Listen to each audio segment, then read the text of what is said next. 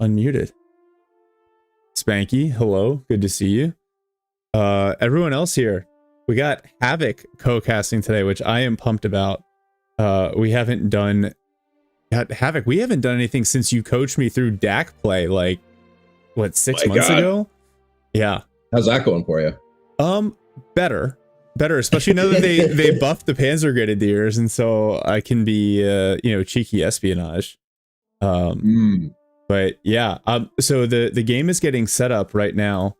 I'm trying to dual chat and referee, but so I'm going to throw up on the stream here real quick the bans, so you can kind of go over your thoughts.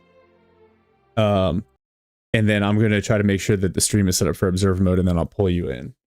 But yeah, so Axis battle group bans Panzerjäger Command and Breakthrough from Wehrmacht. Panzerjäger Command, is it really that strong? What do you think? So prior to the hotfix, there was the defensive positions stacking with combined arms, and that shit was busted. Mm-hmm. But they fixed it, so no, I don't know. I mean, I feel like, the artillery overwatch got nerfed. The elephant's not super popular. So I'm really kind of curious about what it is they're concerned about here with the PJK. I wouldn't have picked this, but I probably would have picked, like, I think Momo and I were banning armored support. Mm-hmm. A lot more scary, I think, with just like the MG augments, battlefield salvage. Then all those armored abilities and airborne aircraft abilities is crazy. Yeah.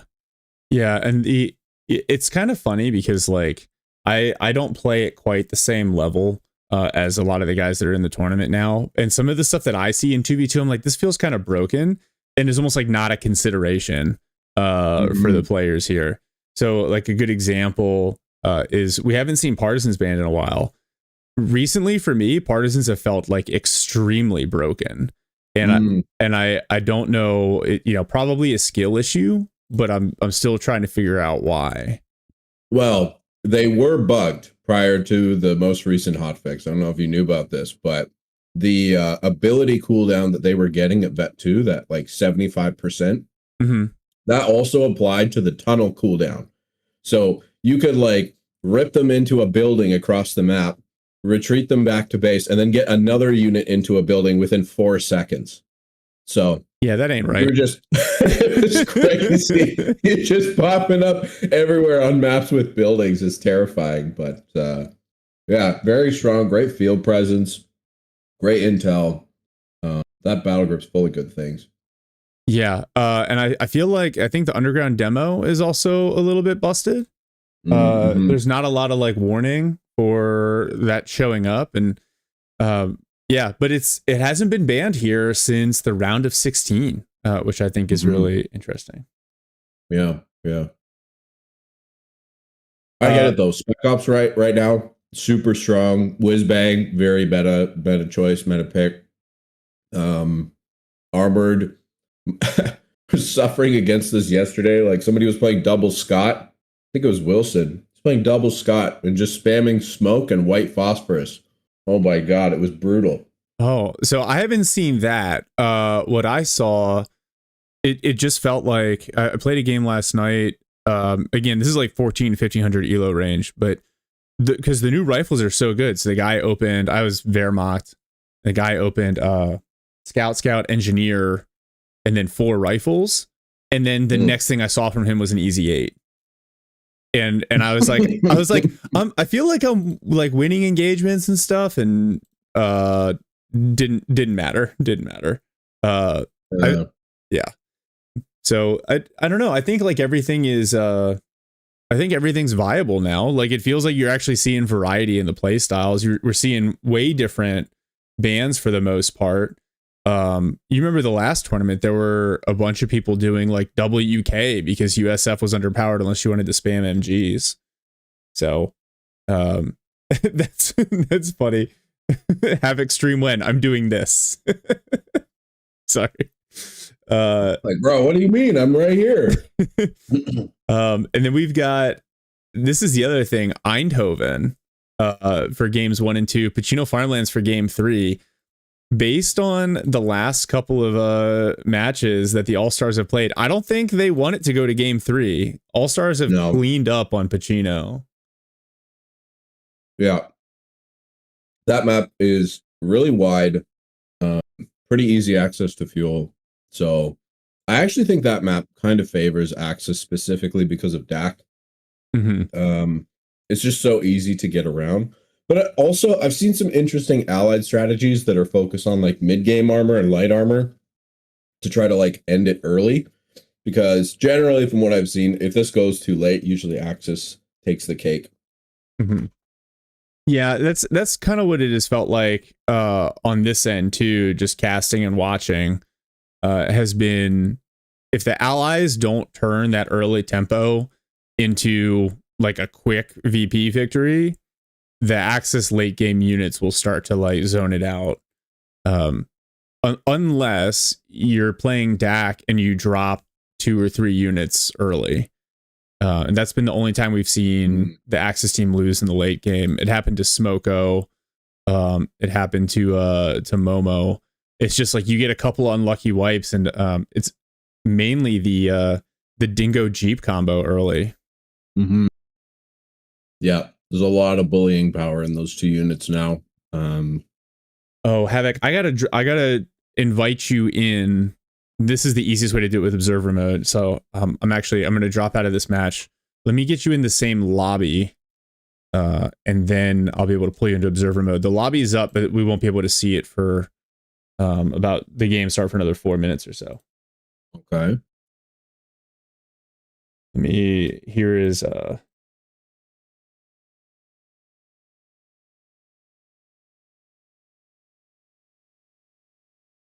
because I don't think I have you on disc for some reason. Or not disc, Steam. Why not? No way, dude. It's probably my fault. I've been on Do Not Disturb for like 10 months now. What is with this community and not appearing online on Steam? You're like one of almost everybody, it feels like. Everybody's trying to hide from the feds or like God knows who. I don't know who it is. It's ICE. I'm trying to hide from ICE, okay? Yeah. All right. I'm fully online. Let me whenever we find you, and we'll pull you into the lobby here. And I'm shocked that I don't have you within CoH3 as well with all the other testing and stuff we've done. There it is. I like your Steam ID. Oh, thank you. That was I made that a little while ago. When I was a little younger, you know, but works out. At least that's I'm sticking to that. All right. Let's see, Havoc. Why can't I find you? I'm on your list now. Yeah. Are you in? I see you. Are you in CoH3? Yeah. God, Steam. Gaben, please fix.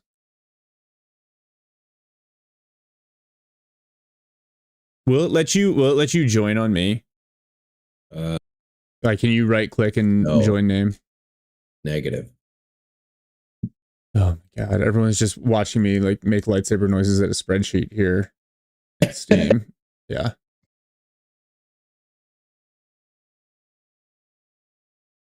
All right. I'm going to shut down CoH3 and reopen it and go from there. I also added you in game. I don't know if that'll make a difference or not. It should. Eindhoven every match now. Honestly, I'm not mad about it. It's one of the better maps. It's kind of crazy how game 1 has always come down to Eindhoven. It does seem more balanced, and it's a little bit tighter than some of the maps, but it's not quite as campy as like Campbell's Convoy. I still love Campbell's. I think Campbell's makes some of the best games.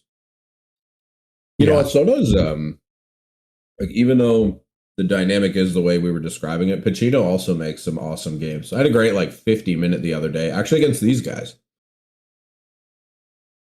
Oh man, I really hope that we don't have like 3 50-minute games because I will run out of time. Oh, this is so. Here we go. All right, I see you. Observer mode. Let me invite you to the lobby. There you go. It's all in game. And boom. And then all I got to do is filter to custom. Got it. All right, we are lined up here. Perfect. Oh, thank you, Lise. Appreciate you. All right, everyone, we're loading in here. And this should make it really easy. The observer mode, I really like the way they've done observer mode. Oh, and we're past the delay, so we can just dive right in. So I've got it paused. You're paused as well, right? Havoc, we're locked in. Oh, yeah. Love it. All right. Any other thoughts before we get rolling here? I'm a little surprised about the double dack from Wrigley Nub. Is this something they've been doing? Have you seen this already? They did this in the quarterfinals, and it was oppressive. So I can't wait to see this. Damn. Okay. Yeah, I can't wait to see it either. Let's get into it. All right, let's go. Switching over to the overlay. I've got audio. I've got Havoc's sultry voice. All right. And then it's popping up. Let's go. Semifinal 1, and I don't even have to do a countdown. All right, we're kicking it off here. In teal, it is Anthrax playing the Brits, immediately going for a Vickers, and then in blue here is Ghost playing USF. They banned his Wehrmacht breakthrough grenadiers, but he gets to spam rifles this time around. Scout barracks immediately. Oh, and an engineer, so you know the Jeep's coming. And then double dack for the Axis. In purple is Reekley getting his Krodschützen and going Kriegsmarine right off the rip. And then in red is Nub going Guastatori with the Panzer Grenadiers out. What do you think of this double dack setup, man? I mean, I've been playing a little bit of Reekley's Krieg in 1v1. He's got a good composition for it. I think he usually goes 2 Kriegs, bike as he's got here. And then we're typically seeing like either machine gun or assault grenadier. But either way, the Kriegs are like, I've been struggling with these guys because I've been wanting to make a battle group video for them forever. And I'm finding that I think the STG upgrade is the way to go. We'll see what Reekley does because I think he's had a lot more success with them than I have. Man, they're so squishy. Little 4-man squad, like every AoE damage is just going to hit all of them. It's just a little baby 4-man squad. So, but I'm really keen to see what Reekley does with them here. Yeah, I have seen them work with the LMGs, but mainly in like bigger team games where they're blobbed up and just attack moving across the map. I think in this it'll be spread out enough. I think you're right. I think the STGs make sense. Hey, look, it's a Jeep Dingo start for the Allies. I'm shocked. I mean, you can't be too surprised. It's like the greatest early game pressure that you can have. Yeah, they can just. A little surprised to see no 250s in production yet for the Axis, but maybe that's intended. Yeah, maybe they're just worried about it being just too vulnerable. Nice combo with the Vickers, the Dingo, and the Jeep here. Yeah, and just like that, Nub is off the map. Yeah. Okay. Nice start. Not surprised.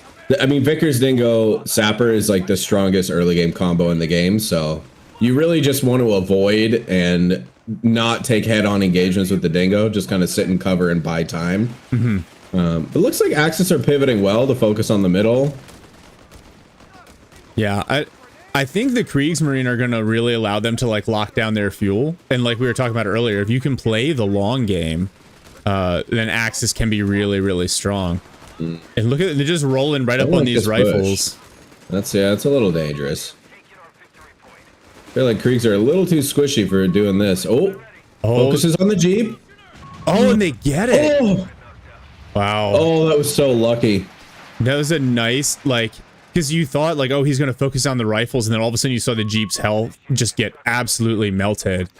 Yeah, really nice play there from Reekley to pick up the Jeep early.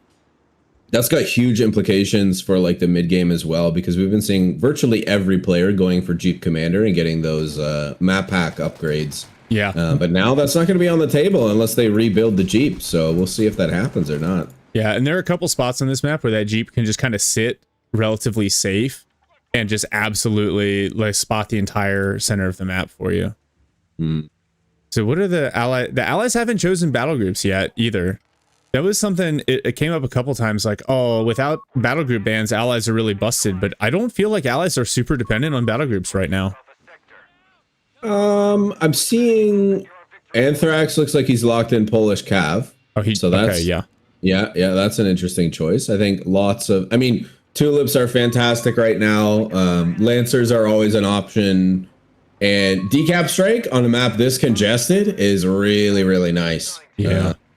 So I'm eager to see. I'm also curious if we're going to see Firefly or not. I'm still feeling like it's a little bit slow to be really competitive, but I don't know. I mean, I've seen, you know, I've seen it be a bit more of a liability than an asset in most cases. I mean, it's better than the Archer, right? Because it's the same gun, but it's faster. It's slower rate of fire, slower speed, but yeah, it does have a turret. It does have more armor. You do have the tulips as well. Oh my gosh, this rifle on the fuel is getting roasted by Reekley. Yeah, they were busy doubling up the opposite fuel. Up. Yeah, Reekley's gonna go for it. He just needs some RNG. The crowd shoots in there with the tracer fire should be able to help. Yeah, a little bit late on getting the shots off from the crowd. Looks like the rifleman's gonna get away. Unless he gets a great burst on the crowd here. Oh, he's going to keep pushing Captain's trying to run in and boost the rifleman out, but... Oh, he's got a good angle on it. Oh, he does get it. Wow. Nice pickup for Reekley again on Ghost. We haven't really seen, like, in the quarterfinals, Ghost didn't really make any early mistakes like that, so interesting to see how he recovers. He's already teched motor pool, so maybe we'll see an early Greyhound here, and I think the Axis with their current setup would actually be pretty vulnerable to that. Surely. Yeah, so it looks like Reekley's gone for an early medical truck. I have to imagine Nub is going to be responsible for going fast flak. And it looks like he's going to put it in production probably in the next like 10 seconds here. He's just coming up on 50 fuel. You called it exactly, yeah. You got to know your timings, man. Did you see that? The captain using flanking maneuver on the sappers? Yeah. That's some big brain stuff right there. That's one of my favorite things to do with the captain is save a friendly unit. Yeah, this is the stuff that like only the super high level, the super smart players think about. I'm certainly not using anything like that. Great suppression here by the Vickers on the assault gren. I feel like Ghost clearly hasn't teched BARs, and I don't think he's teched grenades because that looked like a great opportunity to throw a grenade down on that suppressed assault gren squad. Yeah. There's the Greyhound in production now. He just hit 45 fuel, so good timing on that. Yeah, pretty quick. 6 minutes to these light vehicles hitting the field. You have infantry support centers, the choice for Ghost, which is also interesting. I've been using mechanized support center a lot more recently. I mean, the synergy between improvised armor and long barrels on the Greyhound just turns it into an absolute Terminator. Oh, that makes a lot of sense. I've seen people use it for a lot of the repair. Oh, Dingo's caught out. Vickers caught out on the right as well on the road here. He could lose that to the Askren. Yeah, the assault gren in the 250. Oh, 6-pounder's there to support. Yep. I think he's going to pick up this 250. Gets the second shot. Nice. Wow. Now the Greyhound's here. Oh, but the Panzerjägers, the Axis could really push this and make this painful. Greyhound's going to pick up the other 250, so no mobility for the Jaegers anymore. Oh, look at that. Oh, nice shot from the Greyhound. Great Greyhound shots. I like this smoke onto the AT gun so they can steal the AT gun. Nice. Oh, that's really clever from Nub. And Surely Ghost isn't going to let him get away with this. Oh, he's not getting some great hits on the attack grounds here. No. He's going to get away with that. Wow. He's got to be careful of the sticky bomb. Oh, it's going to go through. Oh, I think be okay though. He must have just popped skirts on that to keep that alive. Wow, look at this push. Axis, good 2/3 of the map here, all the way up on the cutoff. They haven't taken away this fuel though. Okay, Nub's slowly rotating over, but they're playing well, consolidated in the middle. Reekley's truck supporting, reinforcing. And here comes the flak from Reekley.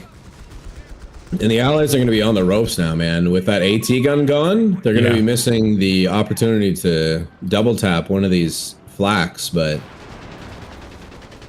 Oh, I didn't even see the second flak from Reekley. Yeah, that's a great way to zone out so much of the map. A little bit risky with the Greyhound and Stewart on the field hill, but you see the map control. They just kind of collapse everything into this pocket, and they can sit back and kind of collect fuel and start to tech for the late game and just maintain some pressure. Nub hit a big mine on the right. Didn't look like Anthrax noticed, unfortunately, so he's not going to be able to capitalize on that damage, engine damage flak veering. Oh, and then a Greyhound hit a mine too. Oh, jeez. Yeah, this poor Greyhound. He just wants to drive around, but I know Reekley's been laying mines everywhere. And actually, the coordination between Reekley and Nub's been really good. You saw Reekley threw a smoke grenade to make sure that that flak filling got away for Nub. So their communication's clearly on point. But Anthrax doing a good job recovering over here on the flank. He's got his Steward out, he's got his section. I wonder if he knows that I'm actually capping that VP. Oh, Lancers. I think this is good timing for the Lancers because they need, you know, they need some veterancy on the enemy squads to perform better, but they also, you don't want to bring them in so late because they only, with 4 models, they will squish out. Yeah. Yeah, these guys are great. Super beefy, hard to bleed. And I've seen a lot of people complaining about their timing recently, but their timing is actually perfect because most units on the field are going to be Vet 1 or above. And that's just going to allow them to constantly proc that passive and catch up the way they need to. Are you surprised that Reekley hasn't thrown in any hard points yet? No. Honestly, no. How is he doing on munitions? He's not floating a ton of munitions right now. Yeah. I think he's just been throwing mines down like crazy. As a Greyhound hits another one. Ghost is finally conceding to build the sweeper on his engineer. He had it early, and then I like this sweeper because you also get the repair rate buff. So, especially if I'm playing someone that likes mines, the sweeper early. Oh, Ghost went Rangers. All right. That's an interesting choice. I don't know if we'll see Rangers as much as we'll see frontline medical tent eventually, but I don't know. I guess we could see howitzers. That's a possibility. Both Axis players are playing pretty static weapon heavy. Reekley just lost his crotchets into the M1. Nice. That's very nice. Yeah, the howitzer is really good on this map. You can reach really deep with it.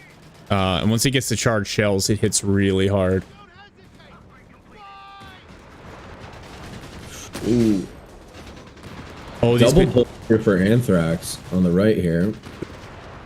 Yeah, I think he wants that multi-roll because they can deal with the flak filling and the DAC infantry. Yeah, they do great infantry damage. Going to be a little bit worse for wear when the medium armor starts coming out, but in the meantime, they're doing really well at keeping these the flak at a distance. I can't believe how much the Allies have recovered here. It looked like they were from the Greyhound on the left here. Yeah. Oh, one more hit, he'll get that flak filling. Reekley's flak filling traded out. The riflemen need to get out of here, though. Oh, they hit another mine. Greyhound should be able to get away. He's going out the same way he came in, which is the right move when you're afraid of mines. Nub finally pops the Vet 1 on the flak filling, and that's a dead Greyhound. Ooh. Greyhound for flak filling. It's about even in terms of resources, right? Yeah. Greyhound a little bit cheaper, but I would argue the flak filling is a much more integral kill. The whole composition of Reekley kind of it's anchored around the flak virling. So unless Nub is planning on babysitting Reekley for a while, I think it's going to make him quite a bit more susceptible to infantry pushes. And you can see Ghost really intelligently responding here with a 4th rifle, because now he knows that opening is going to be available and he's going to be able to spread out a lot more and not worry so much about the flak suppression stopping his pushes. We've also got infantry assault coming in from Ghost. Oh. Is it? Oh, the Zooks! Oh, wow. Nice pickup on a second flak-filling goes down. They were so focused on the Stewart, they didn't see the Renta blob. Nice play. Yeah, I think you're right. I think we're going to see Renta blob into the M1A2 or M2A1, the howitzer. Wow. Look at how much pressure this applies. And you know, nobody was talking about it, but like the infantry assault got nerfed in terms of cost, but because of the rifleman buffs, it's so much more scary now. Yeah, because they do damage at range, right? So like you can't just kite it. They'll actually beat you up. Oh, nice grenade. Look at this Krieg just eating a bunch of damage here. Oh my gosh. He might lose that. He might lose it to the Captain speed bonus? No way. Vickers? Wow. Tier 3 is going up for Axis, but they're folding pretty hard. They're losing a lot of space on the map. They're probably going to give up that plus 10 fuel any minute now. Is this a downside to the double DAC build? Because your vehicles are walking Stuka and Panzer III, right? You don't have like a Brumbear equivalent. You'd have to side tack for the Stug D, which would normally be a nice counter. Yeah. I mean, Luftwaffe is a great counter to this because of the strafe ability basically just shuts down the infantry assault. You've got the Stummel for the mid game, a great way of kind of like locking it down with like an MG42 and cleaning it up with the Stummel. But yeah, they're missing a lot of the tools, and you can see Reekley kind of responding in turn with a walking Stuka opener, which I don't know if this is the call here, man. Like you're gonna get limited value from that, you know, every whatever it is, every 60-70 seconds. Yeah, he's got to get a couple of big hits early. Now, these 3 Lancers all bundled up, if he hit that with a Stuka, that would pay off pretty nicely. I think because Ghost just went advanced logistics, so I don't think he's planning on playing for tier 4 for a while. I think he's going to keep pushing with these rifles and Renta blobs and probably go howitzer. Yeah. This is the magic of riflemen currently. You can get by on them quite like you could a couple patches ago. Yeah. Oh my god, this Lancer blob. There's the P3, but they don't really seem to care. Yeah. Allies are raking in the munitions, so they're just loading up on another infantry assault coming in here from base. And they're gonna get crazy value out of it. Oh, Stuka big hits on the Vickers. Oh, it just doesn't get it away, but the Lancers are moving away. Meanwhile, Ghost has shoved Reekley all the way back. Yeah. This is what we were talking about, right? With that flak going down, there's nothing to keep the riflemen back. Yeah. And frankly, the Kriegs just don't have the meat to be able to fight riflemen's one-on-one. Yeah. And so now, you know, we're in this... Oh, M1 comes in. Oh, that 250 just melted. Another Renta blob. Yeah. And they're just, see, they're just triggering now. Which means they're going to have a lot of time on the field to be super annoying. So Lancers have backed all the way out, but especially because you can tell them to go super deep. And they're just going to do a ton of damage here. These assault trends just melting. Yeah. Yeah, I feel like DAC, if you don't invest into the Panzer Grenadier upgrades, which it looks like Nub has invested at least in the 6-man, they just can't hold up as well as the Wehrmacht infantry to the rifleman spam. Yeah. Land mattress from Anthrax? I'm sorry, I haven't seen the land mattress be effective. He's trolling. He's I don't know how to put it. There's no way he's serious about this choice right now. He probably feels pretty comfortable. Yeah. Let's see. Has he got his team weapon training here? No, he doesn't have team weapon training. That would also be a really nice pickup with the 6-pounder, the double Vickers, now a land mattress on the field. Yeah, this to me just feels like the DAC infantry, they can't win 1v1s, and there are fewer units on the field than the allied units, and so yeah, unless the Stuka gets some big hits. Ooh. Oh, not. Ooh, that 6-pounder very low. Yeah. Oh, now the counter barrage from the land mattress right onto the middle VP. Some not bad hits. Couple of, what is that? 2 kills? 2 kills, not too bad. Decent area denial though, because Axis just can't push on the middle for a while. Yeah. VPs, there's still plenty of room to breathe from a VP perspective here. As long as they can hold on to this fuel, Axis aren't out of it. Oh, that grenade. Yeah. Okay, nice stuff. I was gonna say that grenade could really, really hurt. Where's it gonna go? Assault Gren first. Yeah. And I don't know if he caught it, but Ghost actually lost a rifleman and immediately rebuilt it. I mean, it's working. Oh, these Panzer pilots could go down. Mm-hmm. P3 on the flank. So good work from Nub here to kind of continue to harass that flank VP. They need to hold it though. The triple cap, I know they've got, you know, 220 VPs left. That's only about 3.5 minutes if you're on the triple cap. So they can't. Yeah, the LEIG doing a lot of friendly fire damage too. That didn't feel good. Yeah. I feel like both Axis players kind of bleeding like crazy. Nub's got the Canone out here. What is the cooldown on the NPC assault? Look at this. They're already back on the field and pushing. Yeah, it's about 3 minutes.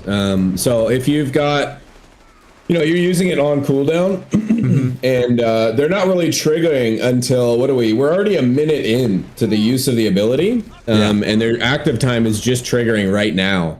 So by the time these guys are going back to base, the cooldown is going to be on about a minute. And if, you know, if they keep getting the munitions income that they're getting, he's going to be able to keep churning out the pressure from these infantry assaults.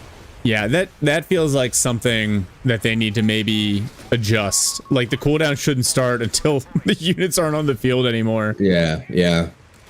Because look at this, he doesn't even have to use his own units. He's just applying all this pressure right now on the cutoff and largely winning. Yeah.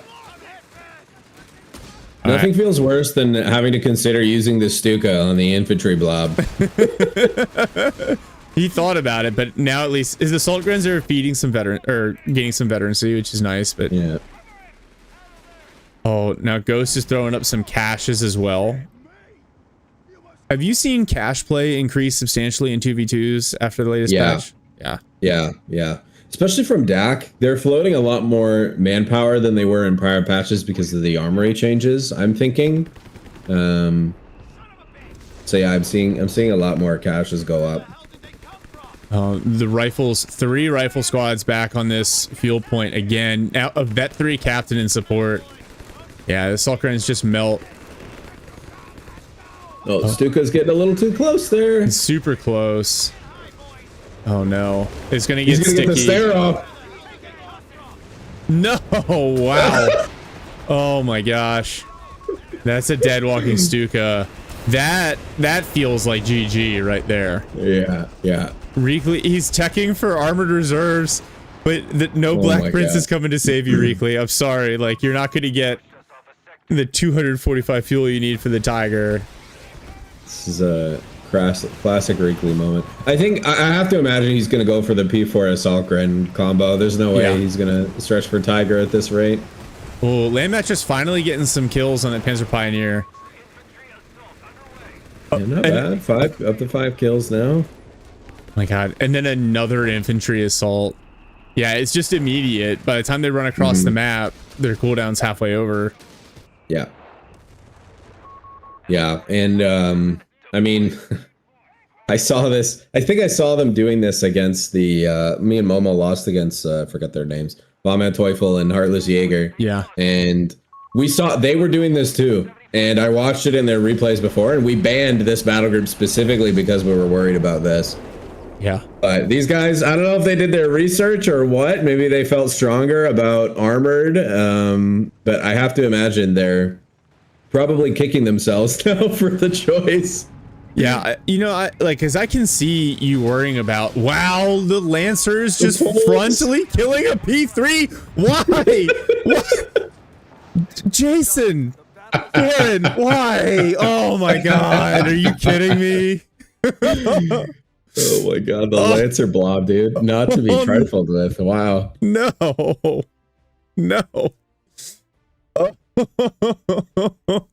Sorry, we said this would happen. GG. Ghost and Anthrax. All right. I think I've recovered. I think I've recovered a little bit. Oh my gosh. Auto's comment though. He's like 1,200 manpower to kill a P3 seems fine to me. I have to agree with that. Yeah. I mean, no, I will say I don't know what it is, but I do feel like I've been watching AT rifles perform better this patch, and I have no basis for saying why that's the case because their penetration remains to be, I think it's between like 50 and 60 at long range, which isn't very much. Like that's like a 1/3 chance of penetrating the front of a P3 or something like that. But I guess between like the rate of fire, strategic targets, I don't know if that had a play there, but man, like they ripped through it in like 2 or 3 volleys, whatever it was.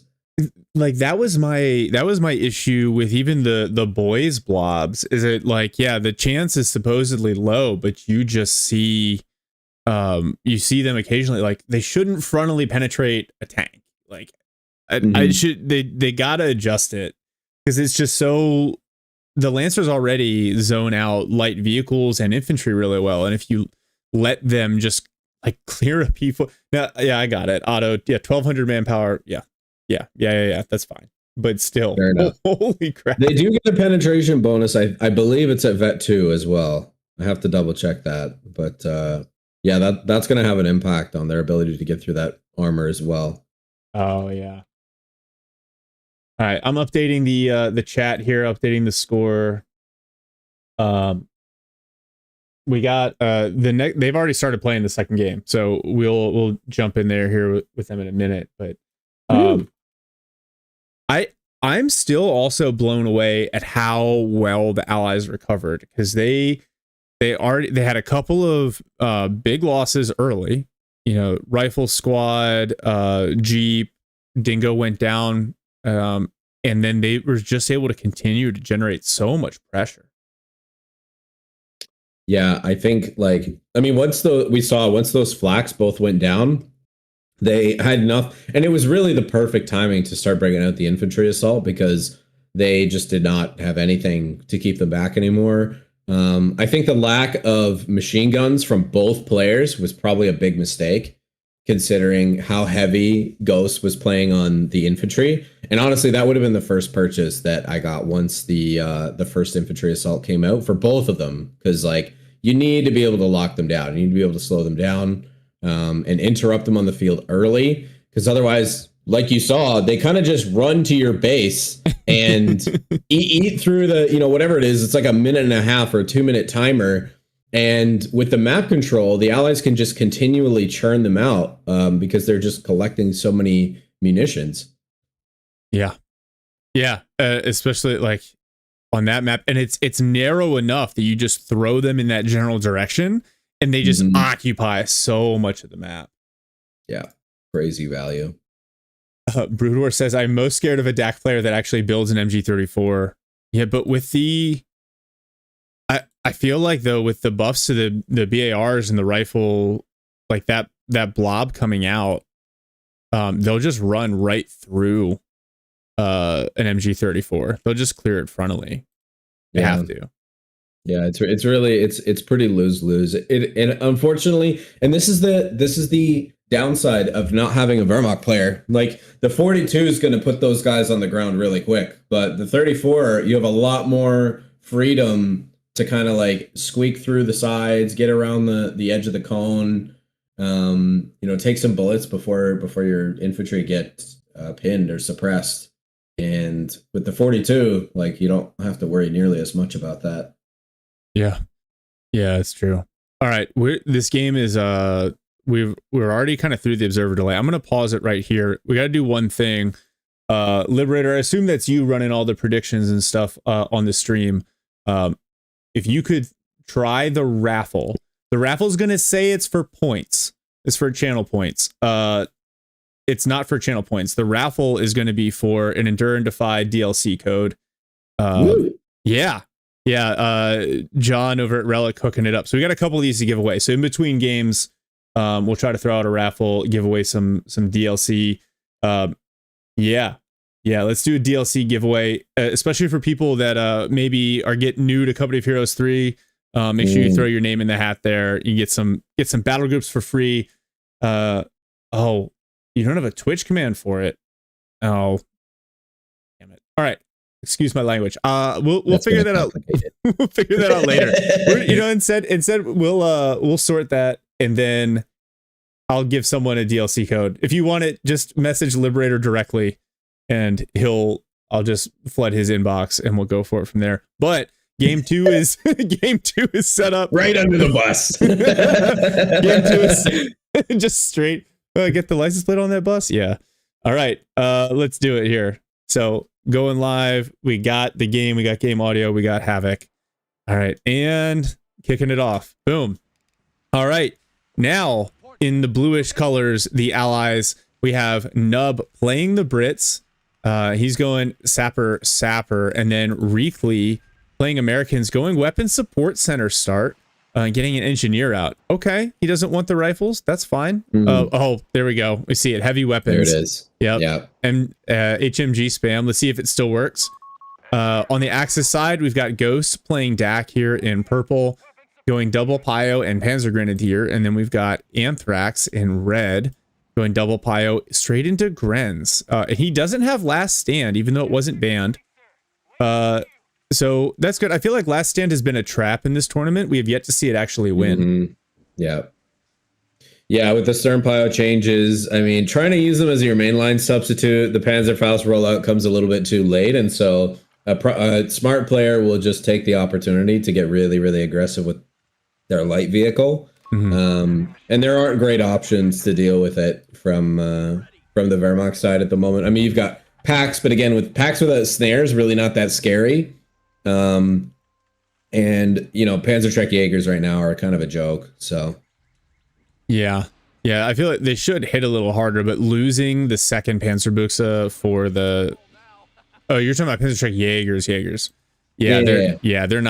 They're also not great, but they were completely overtuned a couple patches ago. I think the Jaegers with the G43s are really strong, especially with all the flare and smoke utility they get. I think you might be alone on that opinion, my friend. That's fine. We're allowed to disagree. In fact, you're probably right, but this is why I have my noob level opinions, and that's just kind of how things roll. Well, nice Anthrax wiring off the entire center. Reekley looks like he's kind of trying to get settled here over on the left. He's got a second MG coming out. Lots of engineers from him as well. MG42 gets edged out here. What is going on? Anthrax stuck in the A move loop with his MG42. Hasn't fired yet. Yeah. Reekley's engineers got pushed off. I don't know that they're going to hold up all that well. Yeah, his MG also struggling to get in the game here. I can't believe we're seeing no ultralights from the allies at the moment. This is going to leave lots of openings for the 250. Yeah, Reekley, pretty smart to retreat his machine gun there. Don't want to lose that. Reekley's already going healing. This is a very unusual build. It's almost like he's deliberately saying, let's play long game with allies. I think he's just feeling really bad about the health on his units. I kind of get it. Yeah, and I guess if you're not going rifleman, you don't need that fuel for early grenades.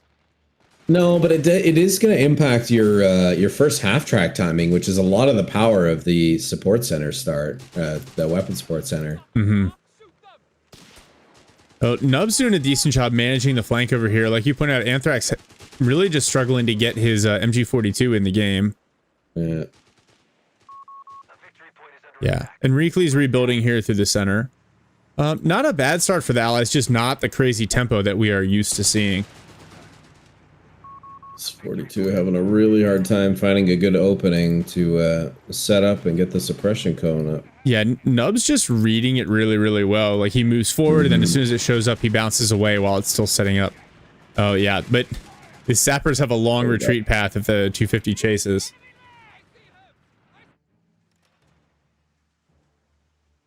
I feel like Reekley sees this opening here, and he's pushing through the center. Maybe some harassment. He does play, he plays a lot of 1v1, so he does like to play wide. A little bit harder to do in 2v2s, especially on this map. Pretty Kyle catching that Pio in the cone there. First Zoo coming out here for Reekley as well. Yeah, so, you know, a little bit slow, but that should zone out the 250. And now you got a 251 from Anthrax, so probably, you know, it's got to be a Stummel. Yeah. 259 upgrade coming in for Ghost. I was wondering where all his manpower was, because he's only got 3 infantry units on the field. He's teched, and he's going LEIG now as well. I'm not gonna lie, it's a little bit slow on this 259 upgrade. He probably should have had it about a minute ago, because that Zook is about to hit the field now, and now he's gonna have a hard time zoning all this infantry away with that one Zook on the field. Yeah. Yeah, at least you get the buff from the combat half tracks. Also the buff to the armor. The early LEIG, I think this is a good choice when you see Reekley going heavy into support weapons. Yeah. Gets a lucky mind clear shot as well. Anthrax pretty extended here on the right hand side for their the Allies' fuel, but the 42 looks like it's going to be able to neutralize this counter push from Nub. Yeah, he's trying to spread out, but the arc on the MG42 is super wide. Mm-hmm.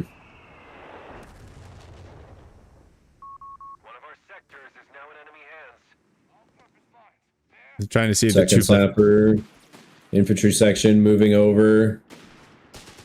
Yeah, nice. So they're going to slowly force a retreat, but still just being able to sit on this fuel for a minute is going to be super helpful. Yeah.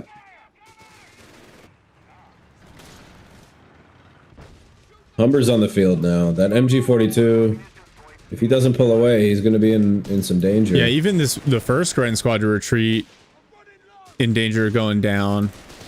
So there is an opening here for Nub to be aggressive with the Humber with both. Oh, Snare comes out on the 251. Nice. Oh, that is cooked.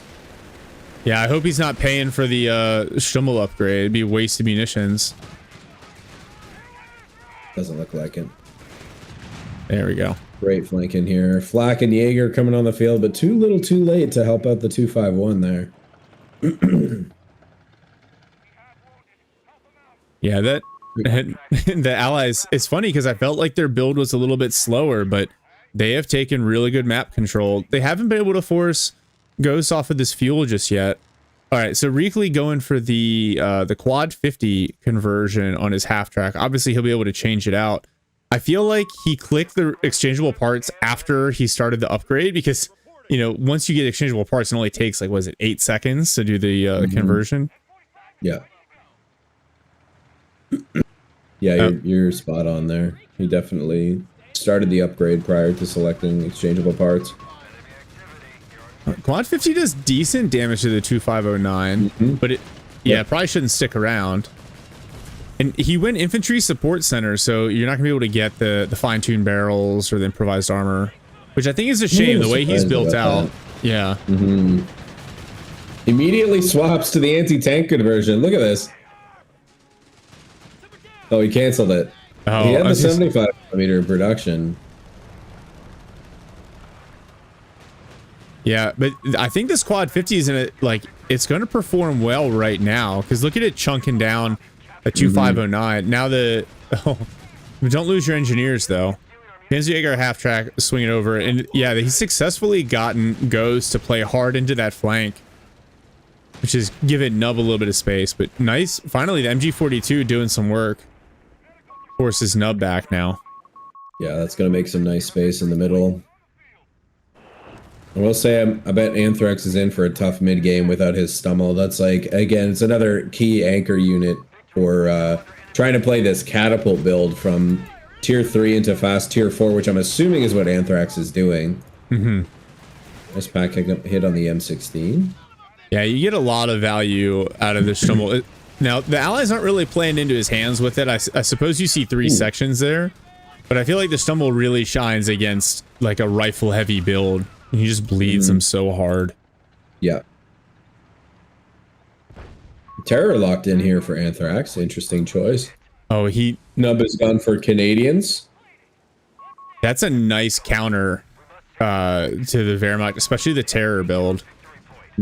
I feel like Anthrax, we've seen him do this before. He likes having the invisible MG42s He only has one of them on the field, so yeah, it's a little late to start spamming him. The 9-minute mark. Flak doing flak things, putting all these Zuka squads into the dirt. Making lots of space here for Ghost's light vehicles to push up here. Humber's here to support. Yeah. It's nice to see. Teamwork there. Yeah, but now look at this Anthrax running up the middle with Panzer Grenadiers supported by the MG42. There is a Pack 40, but it's a little farther back, so the Humber is going to be okay for now. Yeah.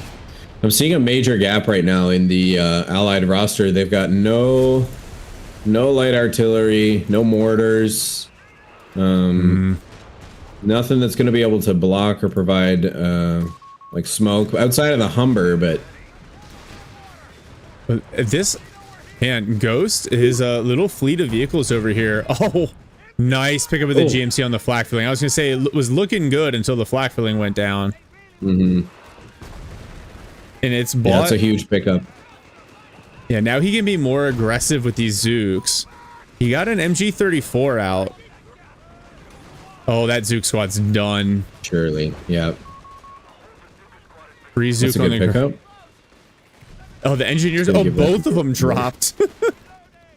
I have a bad dice roll. There's just a Zook sitting on the ground there. Ghost sitting on a lot of manpower right now. Wouldn't be surprised to see another ISG from him, to be honest. Oh, he's got armored support. Already? Yeah. Oh, yeah. Oh, sorry. Armored support battery. Oh, sorry. Yes. Not armored reserves. Right. Yeah. Sorry. Yeah. No, it's my mistake.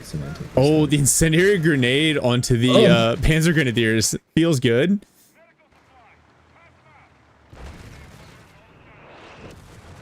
Ghost in a pretty cozy position to make his way into tier 3 now. He's got lots of manpower, pulling out a couple MGs on the field, reading really well that the Allies don't have the indirect outside of the GMC now from Reekley. And I have to imagine he's going to start churning out P3s as soon as he can. Yeah, and he's got these 2509s. There's a lot of mobility here, so he's not really heavy on the field. He's actually going to get run off by Reekley on the far side, but they're going to gobble up this flank. Oh. Humber fortunately finds the Pyos before they can put that mine down. Yeah, if I were the Axis, I'd be pulling off. Reekley reading this really well. You can watch the blue tide starting to creep up the left-hand side of the map, seeing Ghost on the right here. And despite that bazooka loss, Reekley's still replacing it with a 4th bazooka squad here. And 4 Zook squads and both of his engineers now also running around with Zooks on them. So Ghost is like playing right into his hands here with all these light vehicles. It's just kind of worst case scenario for him. Now he does have the double MG to help contain, but they're not going to stack up very well against the 50 cals once they eventually get upgraded. Yeah, so Reekley just running Zooks into Pershing, I guess, would be the play here. Yeah, it could be. Looks like he's going to go for his tier 4 pretty soon. Yeah, suddenly Ghost's build looks... Oh my god, Reekley, seriously? A 5th Zook? What are you doing? I mean, I kind of get it. Ghost has virtually no infantry. Oh, it's got a 2nd PG now, but...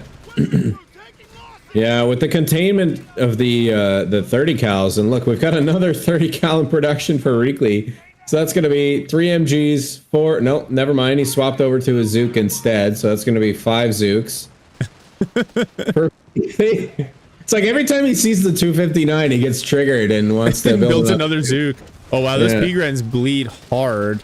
They're going to make it out, and they're just not going to drop enough health on retreat there. Nice coverage of the MG42. Now the Pack 40's moved over, but yeah, I feel like the Axis need to lean heavier into artillery. Like with all these team weapons, so, maybe even just another LEIG. Something that's going to constantly just barrage anytime the Allies sit still. Yep. Ghost is hardly bleeding, so it would be a good opportunity for him to use the... He's also got the half-track upgrade, so he could probably call in another half-track with that too. Well, GMC, fortunately, 1 Pack 40 shot whiffs. And Nub has 800 manpower. What is he thinking?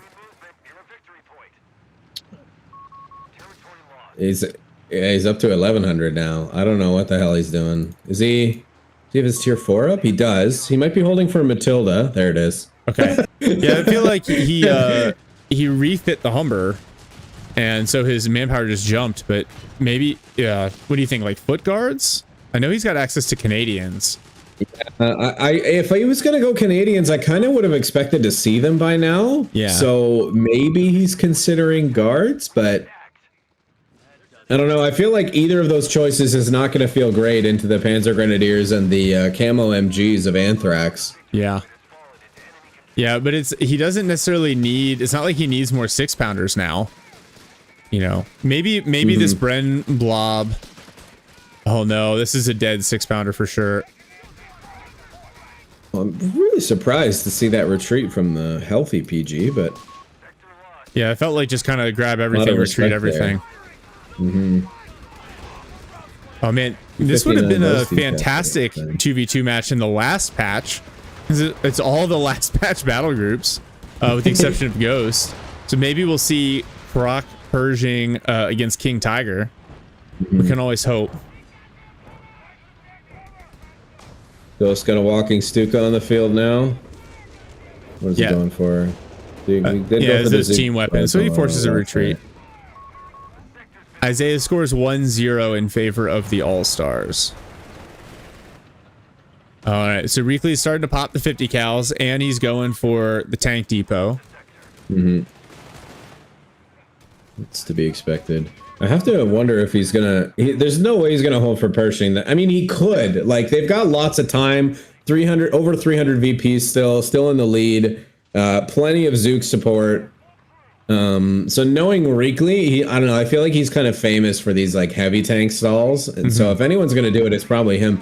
And honestly, Ghost is reading this perfectly because he's got an 88 in production right now. That's real smart. I think he saw the 50 cal and he's like, yeah, we just need to zone this out. But then we talked about insanity in the build.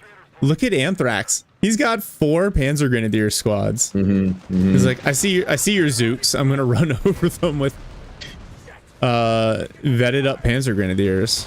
Yeah, I love this. This is a great move from Anthrax, and it's really what they need considering what Ghost has got in his composition, focusing on the artillery, the light vehicle play, MGs even. And you'll notice, like, you know, we're still looking at Nub. What is he floating? He built his first squad of guards, but he's still floating 500 manpower. He threw a cash down now as well. Matilda did clear the vetted MG42. Oh no! Oh, the flag's immediately cleared. Oh, that's terrible. He had nothing screening. Oh no! He was pushing it up, and he's gonna lose it immediately. You see the Panzerjägers get vaporized by that rifleman? Yeah. Oh my god! They didn't even bother with the death animation. They just like the game just like click, drag, delete. Oh, and these foot guards, it was looking so good, and then all of a sudden. Now let's pay a little bit more attention to this. Oh my! Oh my! Big! All right, that was big. That was. I mean, just a Vet Zero Zoog squad, but still. Yeah.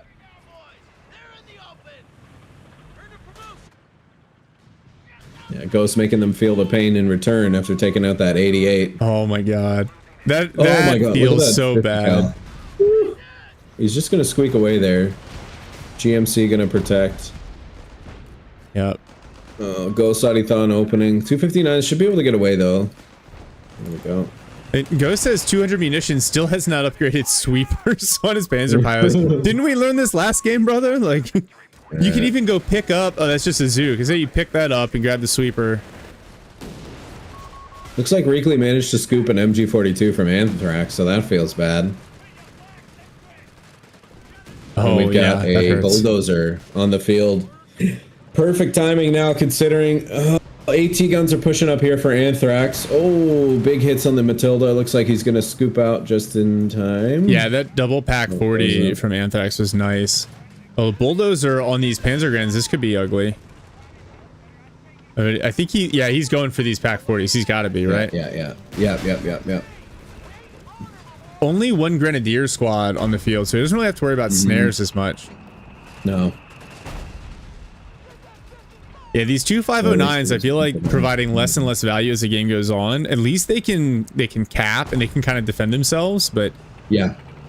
Yeah, no, I actually think he's getting great value out of these because he's able to quickly rotate, deal with the 50 cals without having to worry about, you know, dropping models, or he actually might be able to pick this up if he gets some good RNG.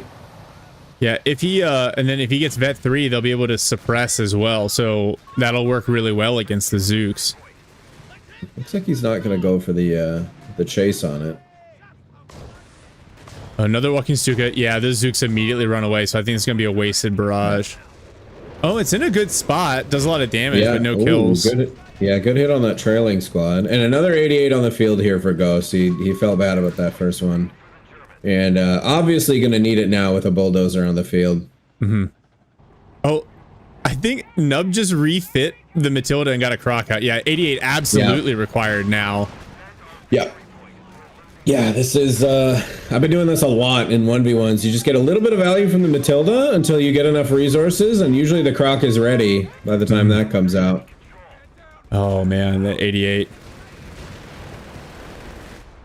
Yeah, he just needs to move it up a little bit, but the Sherman, the bulldozer on its last legs here. Croc's still making its way out to the actual fight. Yep. Honestly, I'd love to see a second 88 here from Ghost. I feel like the allied armor is not going to be able to move around at all if he can keep those together. Oh yeah, the micro attacks is legit though. Like that is a hard problem to manage, especially with everything else going on. But yeah, that would be a really, oh my god, Reekley, another Zook. This is the one. Surely this will be enough. Well, the Croc's side armor bounces the Pack 40. And its rear armor bounces the Pack 40. All right, cool. 88's over here now, though. Oh, the Gammon Bomb. Oh, no, the Panzer Grenadiers. Ooh. Ooh. Yeah. Oh, man, that squad got nuked. That Foot Guard's Thankfully, he's got 3 more. Yeah. Oh, yeah, with the Incendiary. I always sleep on that because I normally, if I'm playing Canadians, I'm not building Foot Guards. But yeah, the extra flame damage is nasty.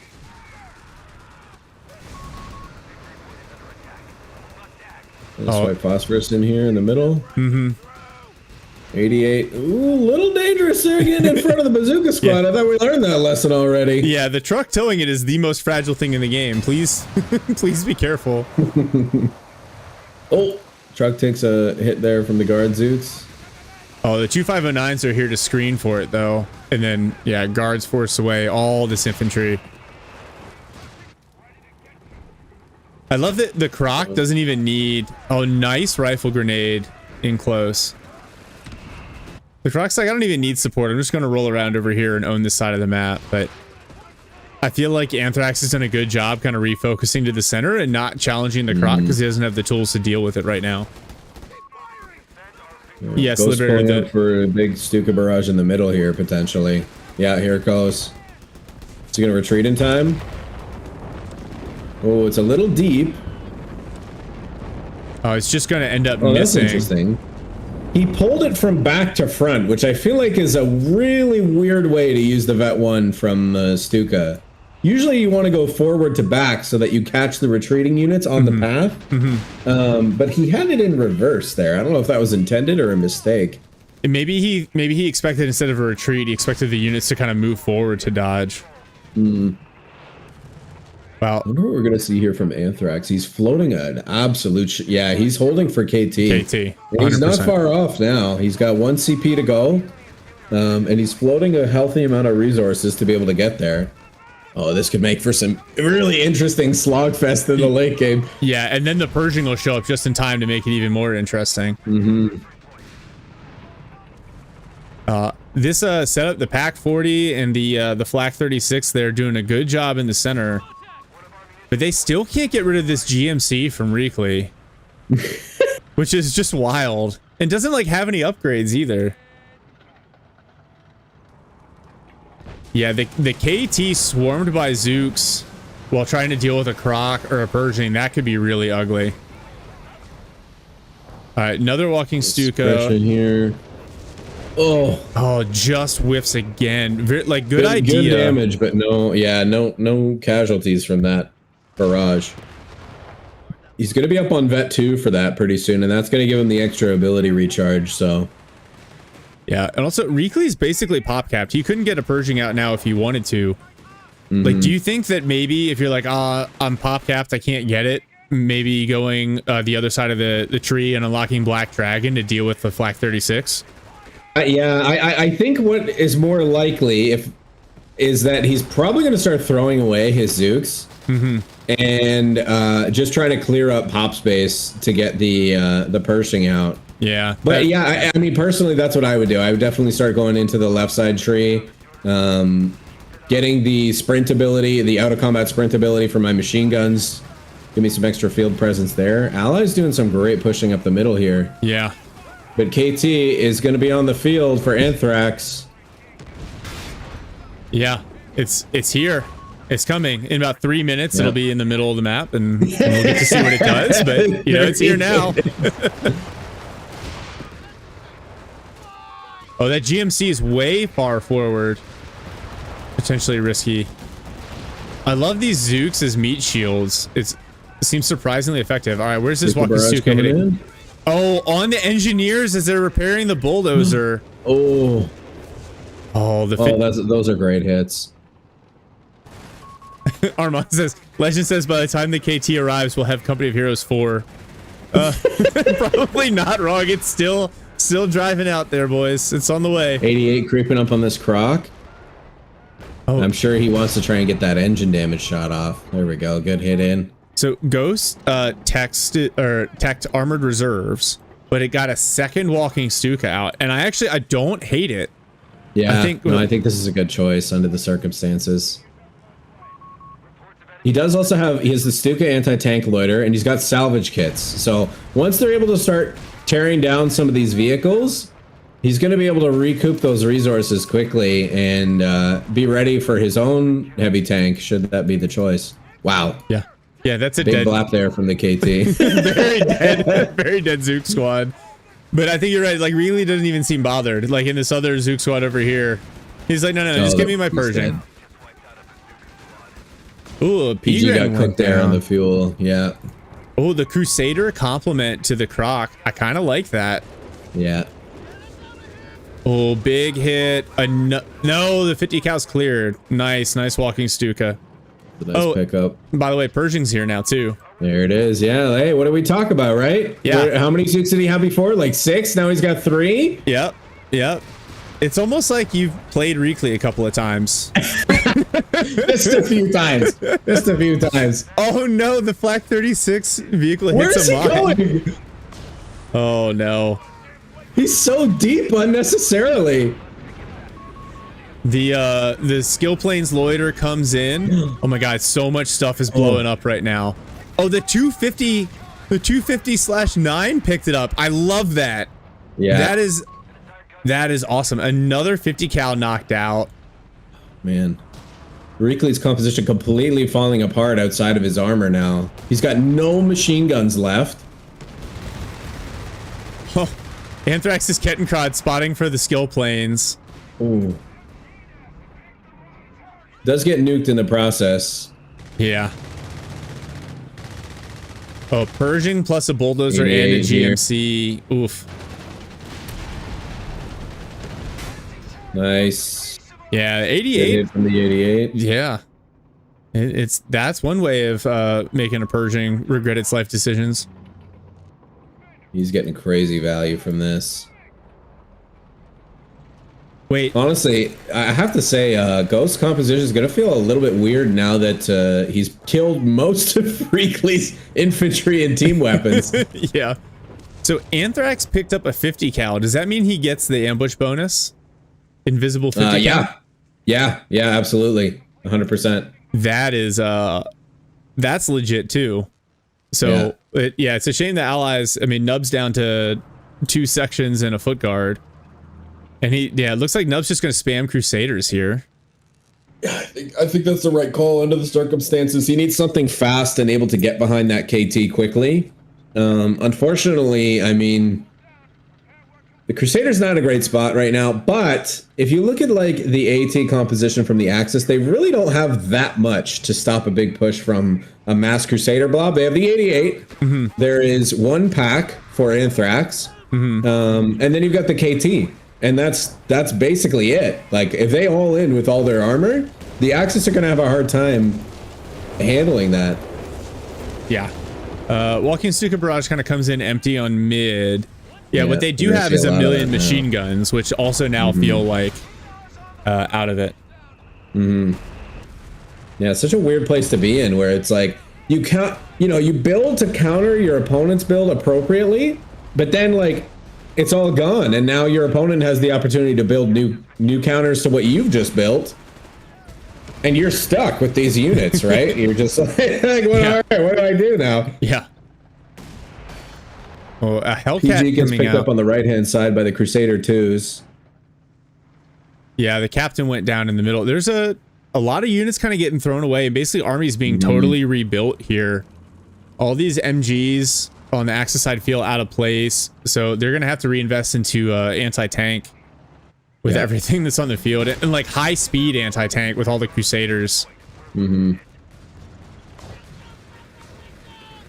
Yeah, this is where I feel like another 88 would come in really nice for Ghost.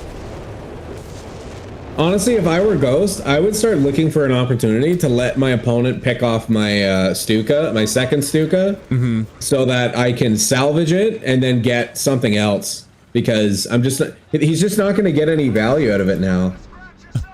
You see the purging whiff on the 250? Yeah. Oh my god, the Vet 3 250, unkillable. And he's just going to swap them here. Yeah, those harder to hit bonuses are no joke on the 259. Oh, white phosphorus on the Flak 36. That looks nice. Yeah. Oh, if they clear this, they'll maybe immediately be able to destroy it with the Hellcat there. 250 goes down to the Zook. Now the skill planes. Good use of the AT loiter. Yeah. He needs to make some space to get that 88 back up. Yeah, and so Reekley forced to respect it. Ooh. Oh, he does decrew the 88. That sucks. Yeah, losing the veterancy on that hurts. Nice little barrage there from the GMC with Reekley. And Nub has fully stabilized on his side. The Allies actually have the triple cap on. So the Axis team down to what? I'm sorry, I'm doing math in public here. 1.5 minutes of VPs left. Vet 2 Croc. It's extremely low health, but that Flak 36 not crewed at the moment. There he goes. He finally recruits it. KT also partial health, but moving up into the middle here. Yeah, this allied triple cap is going to be hard to break. Those walking Stukas basically need to land their next 2 barrages, but the lack of heavy AT. Oh, P4 spam to go with the KT is, I think, going to be the answer. Axis feeling the pressure now, rushing into the middle there with their infantry. Yep. All right, walking Stuka coming in. Let's see. On that AT gun, but like randomly terrible hits, but the KT cleans it out. Yeah. Nub's Crusader blob on the right. A couple of PGs about to run into it. They're just gonna get run down. Yeah, look at this. Crusaders activate. Yeah, cooked. Oh, if he chases, he can just run down these P-grens. Yeah, surely. Allies are going to be very comfortable sitting on the outside VPs here. Yeah, because you're forcing the Axis team to split up and they can't combine. They're not going to be able to kill or wipe anything like this.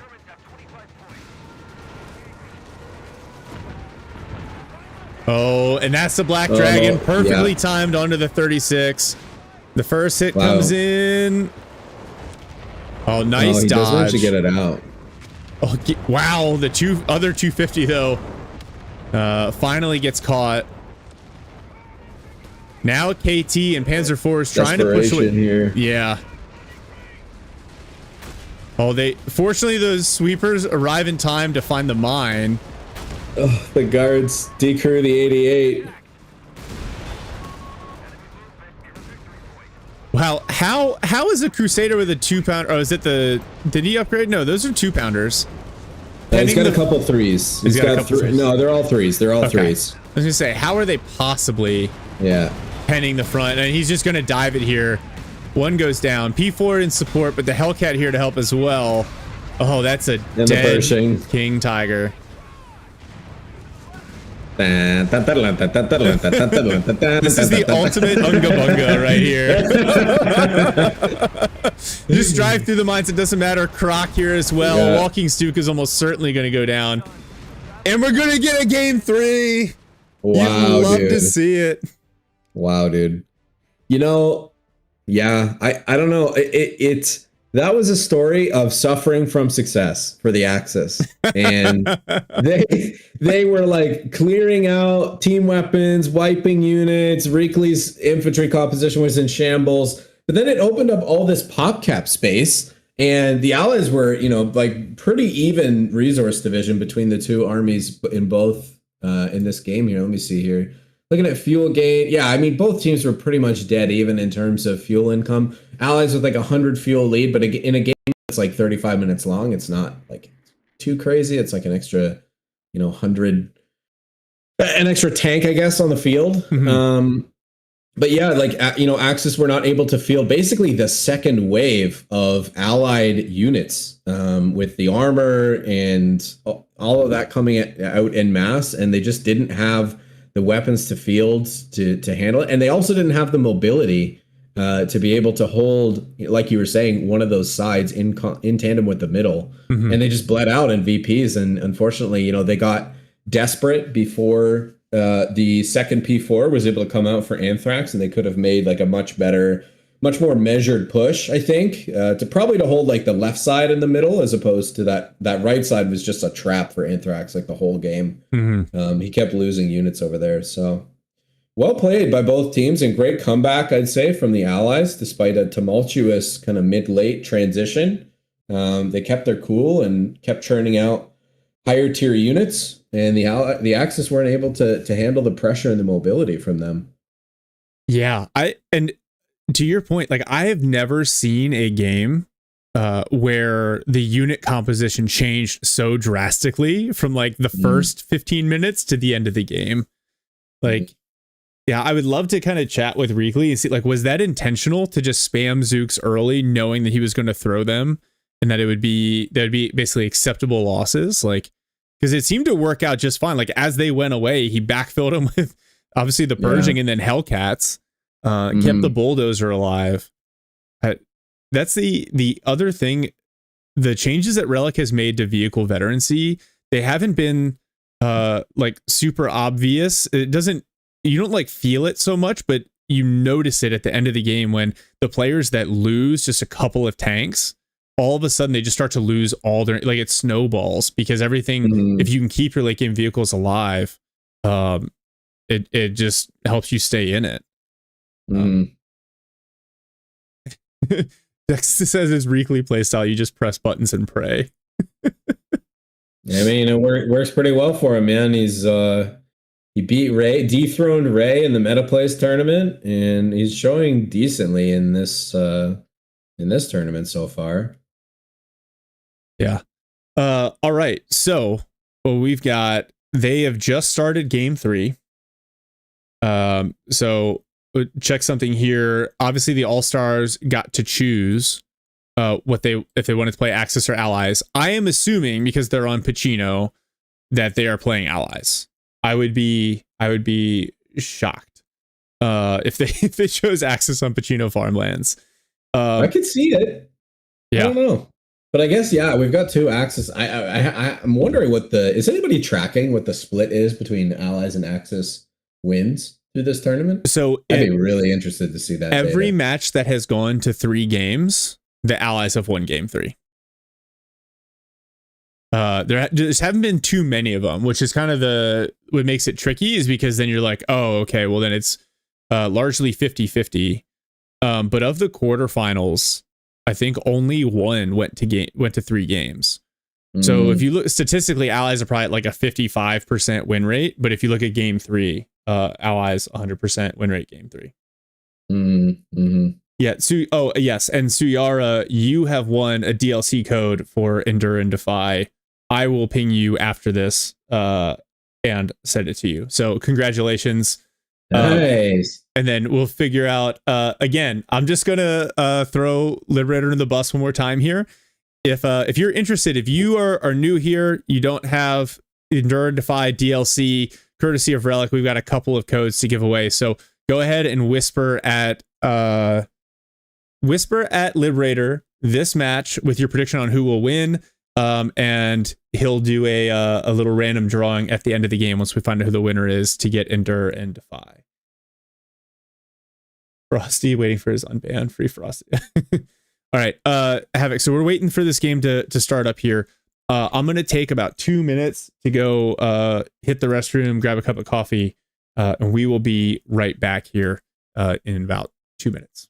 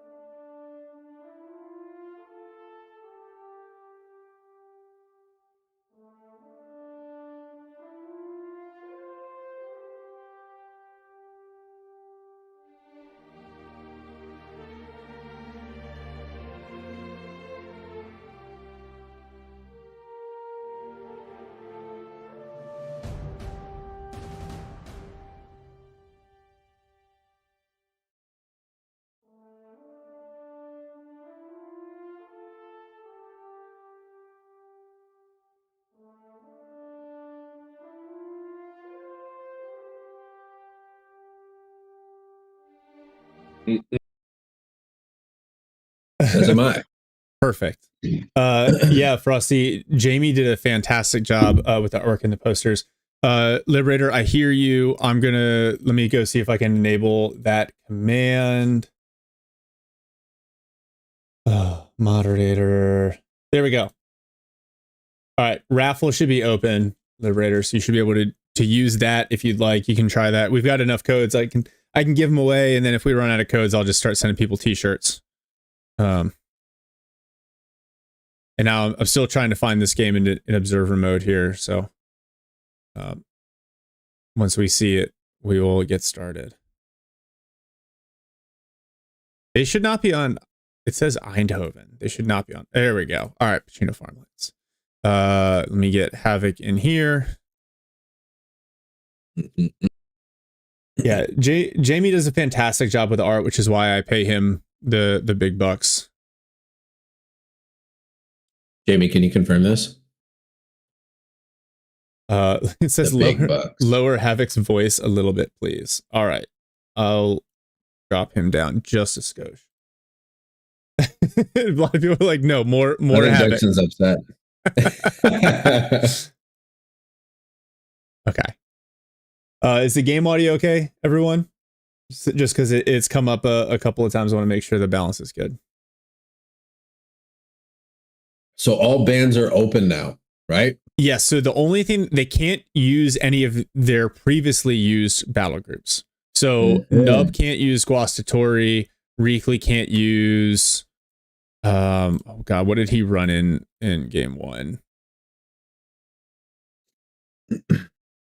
Oh yeah, because they went double deck. So Reekley can't use. Oh my God, I'm blanking. Kriegsmarine.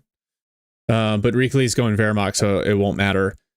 Ghost cannot use advanced infantry, and Anthrax cannot go Polish Lancers. So no more 1200 manpower P3 deleting blobs. What a shame. Yeah. So just to clarify, who ended up with the advantage for game 1 and therefore got to pick side? All-Stars. All-Stars had the advantage going into game 3. So they got to choose allies. So they picked allies. Okay. Yep. All right. Well, I think that, fits in line with what we've expected. Yep. Go ahead. No, you go ahead. Well, I was just going to say, I mean, honestly, if there's any map for Axis to take over, I think this is it. And I'll be interested to see. I know Nub likes to play PG heavy, but I really don't think this is the map for it. I feel like playing something like Armored Support and those 259s and just creating like a big vehicle death blob that makes it difficult because there's so much open space on the flanks here. And if you can have the Wehrmacht player kind of anchor in the middle, the DAC player can just kind of take over and pick off units on the flank and take control of the fuels. And then you snowball that into a crazy armor advantage in the late game and basically push through the middle. That's pretty much how the games on Pacino always finish, is a big push through the middle from one side or the other. But yeah, I'm eager to see how they're going to adapt their play styles and their strategies to this map. Yeah, I predict from Ghost we will see a lot of rifles, and I predict we're going to see Jeep Dingo. Yeah, at the start. Yeah. Very high probability of that for sure. But he doesn't have infantry assault this game though, so he's going to miss out on that a little bit, I think. Yeah. All right, let's see how Reekley and Nub counter the allied meta here. So I'm so used to counting down. What is it from Spaceballs? You're always preparing. Stop preparing. Just go. All right. in teal, we got Anthrax playing UK, going Sapper, Vickers, and almost certainly a Dingo. And then Ghost immediately just getting his barracks out, not even going for a second scout.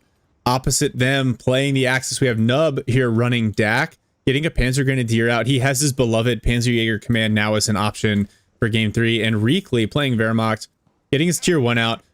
3 Pioneers.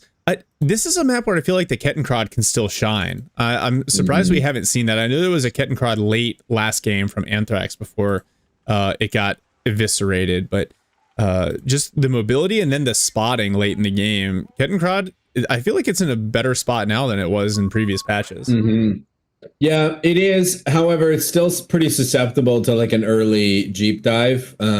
So what people didn't really, I don't know about people, but I'll say like, I think what people didn't anticipate from the update was the Jeep penetration buff having such an impact on being able to dive and kill the bikes and the Kettenkrad so quickly. Because before, you'd have to chase it for quite a while to be able to get a kill from like 100 to 0. But now with the penetration buffs on the Jeep, like you're able to pick it off quite quickly. Yeah. Did you see that volley from part of the aversion? Sorry, did you see that volley from Nub's Panzer Grenadiers? Like they just all shot and just evaporated this poor Vickers crew member over here. He's just lying outside the house. Everyone else is like, get inside, leave him there. Oh man. Oh, eating that suppression. Yeah, that's one of the things I don't really understand is like the instant aim time on units that are moving and in the open, whereas units in cover usually have to like, the models have to turn, they have to aim, and then they fire. So there's a bit of a delay. Yeah. It's especially with like, I feel like bolt action rifles also hit really hard on the move. Like there's just a couple things that are a little wonky. That and every German unit having STGs, but that's it's a, you know what? It's a simulation of a simulation. You know, it's about the gameplay.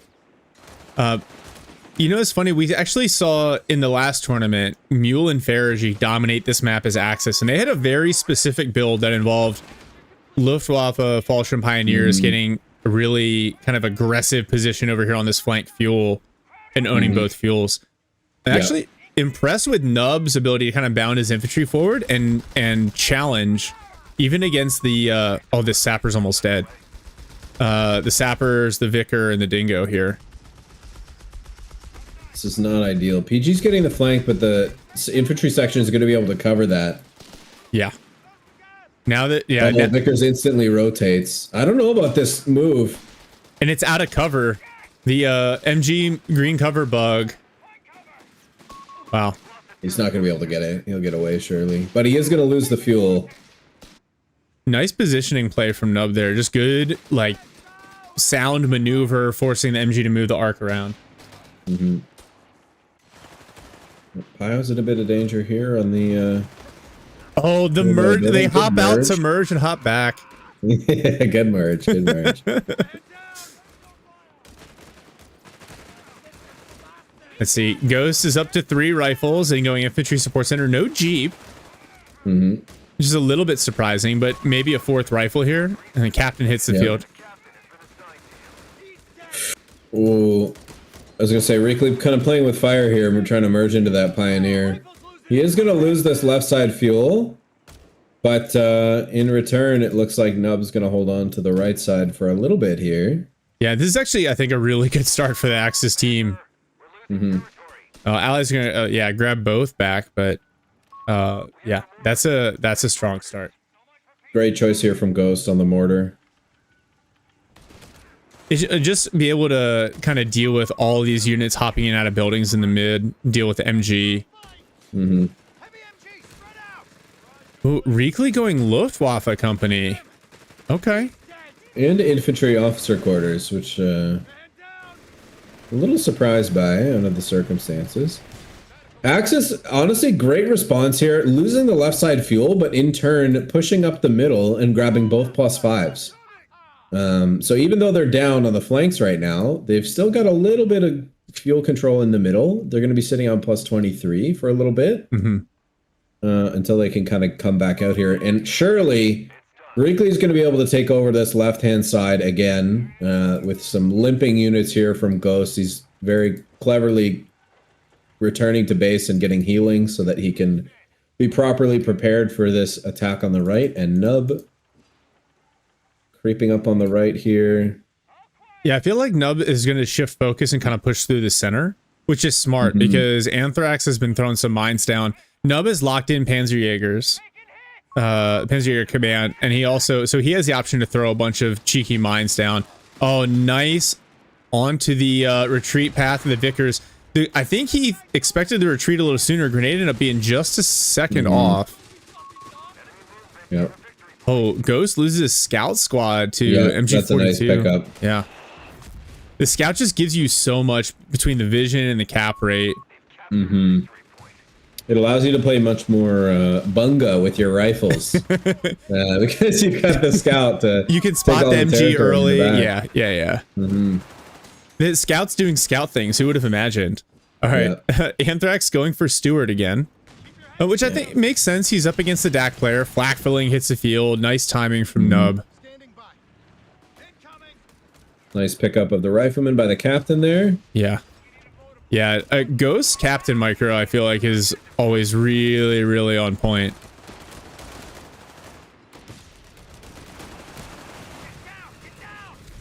Oh, do they have grenades? They must not. I don't think so.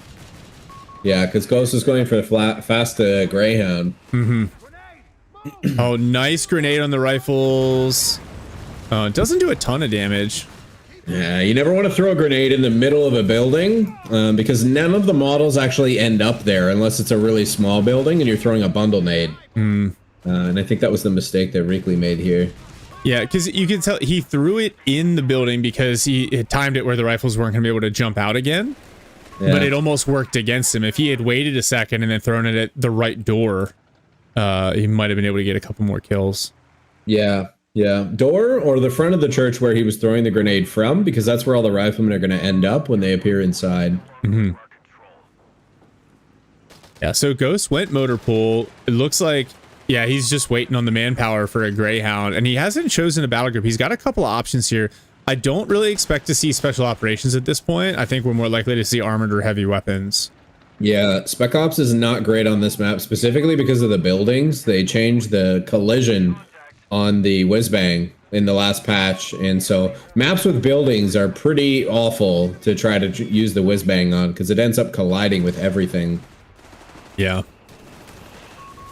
That tactical artillery that's meant to be used at like 10 miles. Oh, Mortar doing some work to the 221. Reekley go 221 Jaegers, and then he's also gone Breakthrough, which I don't think surprised anybody. We haven't seen MP40s on any of the Grens. What do you think he's going like Whirlwind here? Oh my god, look at how much he's capped up the left side. I was paying attention to the UK DAC fight over here on the right flank. Missed the fact that Reekley has run Ghost off of the map. Yeah. I mean, we did see Ghost rotate over to help out Anthrax a little bit, and all that extra space just gave Reekley, with the capture power of his vet1 Pioneers, the ability to just vacuum up that side. Yeah, and look at this play. The rifles hit the mine, and the Pioneers were waiting around the corner, going to run up and try to do some damage to the MP40s. This is a classic Reekley move. Yeah. Oh, nice 6-pounder onto the 250. Ooh. It's going to squeak out. Yeah, he lost vision on that. This is one of the situations where you're really feeling the vision changes on the Dingo. Mm-hmm. Jaegers is the choice for Reekley. I am scratching my head. Maybe this will be eye-opening. Maybe this is a new meta that none of us are tracking. Except for, I think it was Von Manteuffel who played Jaegers in the quarterfinal. But he had like 5 of them. Yeah. Yeah, this is the third game of the first semifinal match. It is tied 1-1. This is game 3. All these mines down everywhere. Okay, so Reekley is going for the the Panzerbuchs on the 221. Probably as a counter to this. Oh no, the Panzer Grenadiers. They got greedy, and Nub loses a vetted up Panzer Gren squad with an LMG. And the Sappers just barely get away.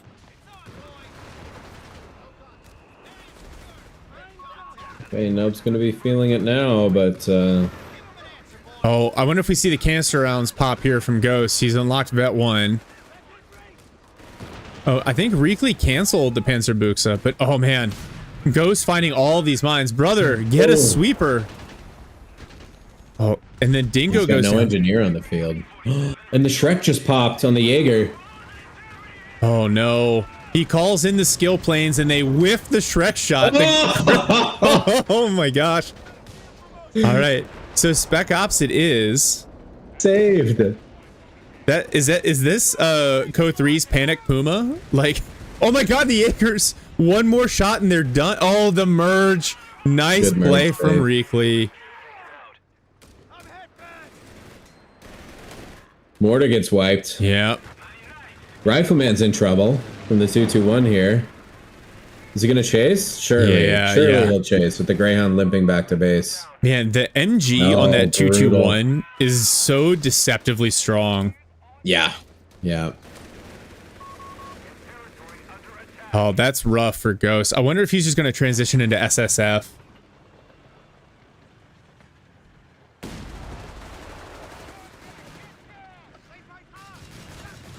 I feel Nub's doing a good job managing. Choice for Anthrax. What's that? Gurkha's was the choice. Indian artillery was the choice for Anthrax, which is like, yeah. I can see if you work up some like cheeky flanks with the Thompson Gurkhas, but it's definitely an off meta choice. Yeah. Thompson Gurkhas on this map, just don't know how he's going to get a ton of value out of that. Yeah. But he's done a good job kind of battling back here, holding onto the fuel. He's giving his team a shot to get into the late game. Yeah. And he's got a little bit of time while Nub techs into tier 4. But Reekley has absolutely dominated his side of the map. More mines going down.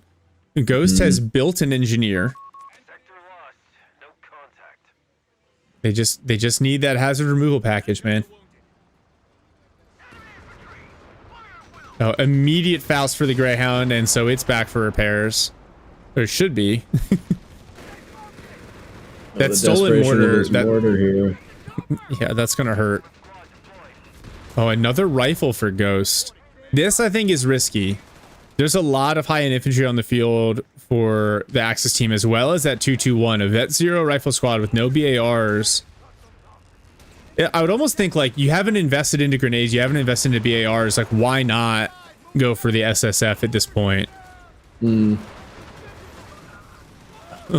Captain getting roasted.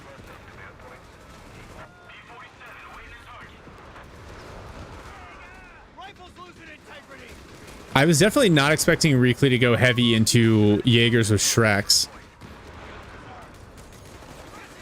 And look at the fuel. Is Reekley gonna just stall for the Tiger? No, he's like 8 CP off it or something. I know. It would be a very Reekley thing to do. I mean, with going tier 4, like, he's still not that far off it, but yeah, all players actually sitting on quite a bit of fuel. Anthrax is up to 200. Nub, he did get his tier 3 up now, so he's ready to churn out a P3 or a Stuka whenever he chooses. What do you think? Oh, he's going Stuka. I was just saying, I feel like P3 is a good choice on this map. Oh, Greyhounds almost hits another mine. That would have been deadly with the Grens right there for the Panzerfaust. Yeah. Still no sweeper on the engineer sitting in that middle building. He's rifleman getting roasted and pushed away. Oh man, Reekley has just had Ghost number all game. Yeah. I'm not used to seeing it. Ghost has been so good all tournament with his rifle play, but this match is just not working out for him. Yeah, I mean, it's kind of like I was trying to explain in the early game, like there's so much open space. It lends itself really well to playing with, especially with like Wehrmacht and like team weapons, because it's really hard to get a good flank on. There's not a lot of sight blockers, and all the open space means it's very easy for the light vehicles to get some of those crucial pickups on the units retreating back to base, which Reekley's been able to capitalize on. Yeah, the mortar team gets cleared again. Anthrax trying to make a counter push here, but a Pack 38 and the tank busters here. This Stuart's almost certainly in this 250. Oh, he stopped. Oh, he freaked out from the arty. 250 goes down. So it looks like, yeah, so they've slowed down the VP capture. Where's the walking Stuka going?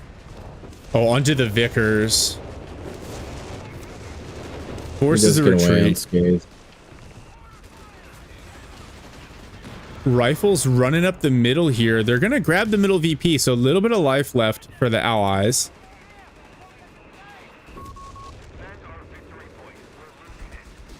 Because really need to get in the fight here.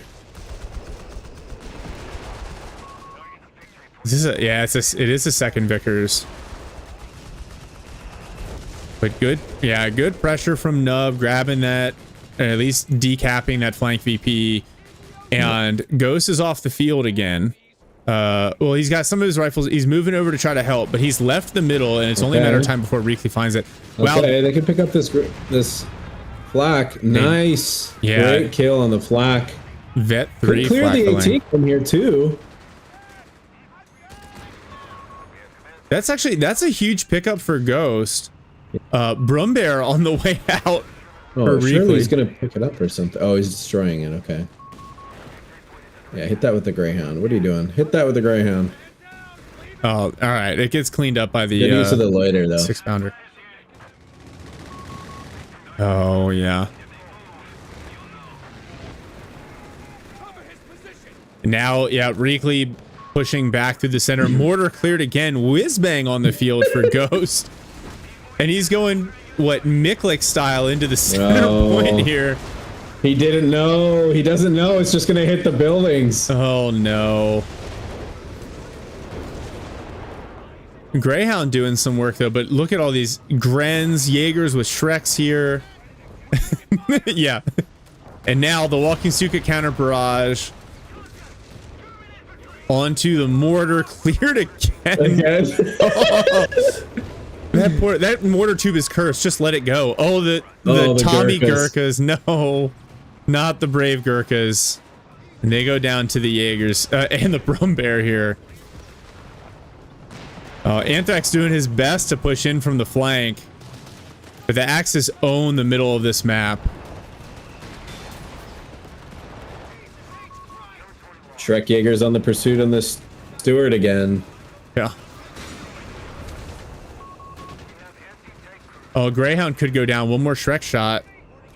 Engineer's trying to repair. He's stuck. Oh. He's stuck in the graveyard.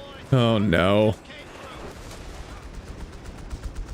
The Steward will get It's away. all falling apart. Yeah. But everything just collapsed, and then the Brumbear on the flank goes try to get after the opposite flank VP. Not going to work out. They're not going to be able to get into the middle here like this. Whizbang's up. Rocket. It's not on cooldown yet. He sees these buildings.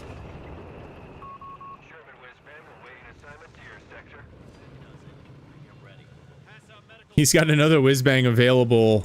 He's got the fuel for it. Just needs the manpower, but that's been a problem. All right, another Miklik barrage onto the MG42. Oh, big hits. One building demolished. MG42 forced to retreat. Look at all these AT guns in the middle. The Allies have set up here. Walking Stuka coming back. Oh. Some weird whiffs. Just weird scatter on that barrage.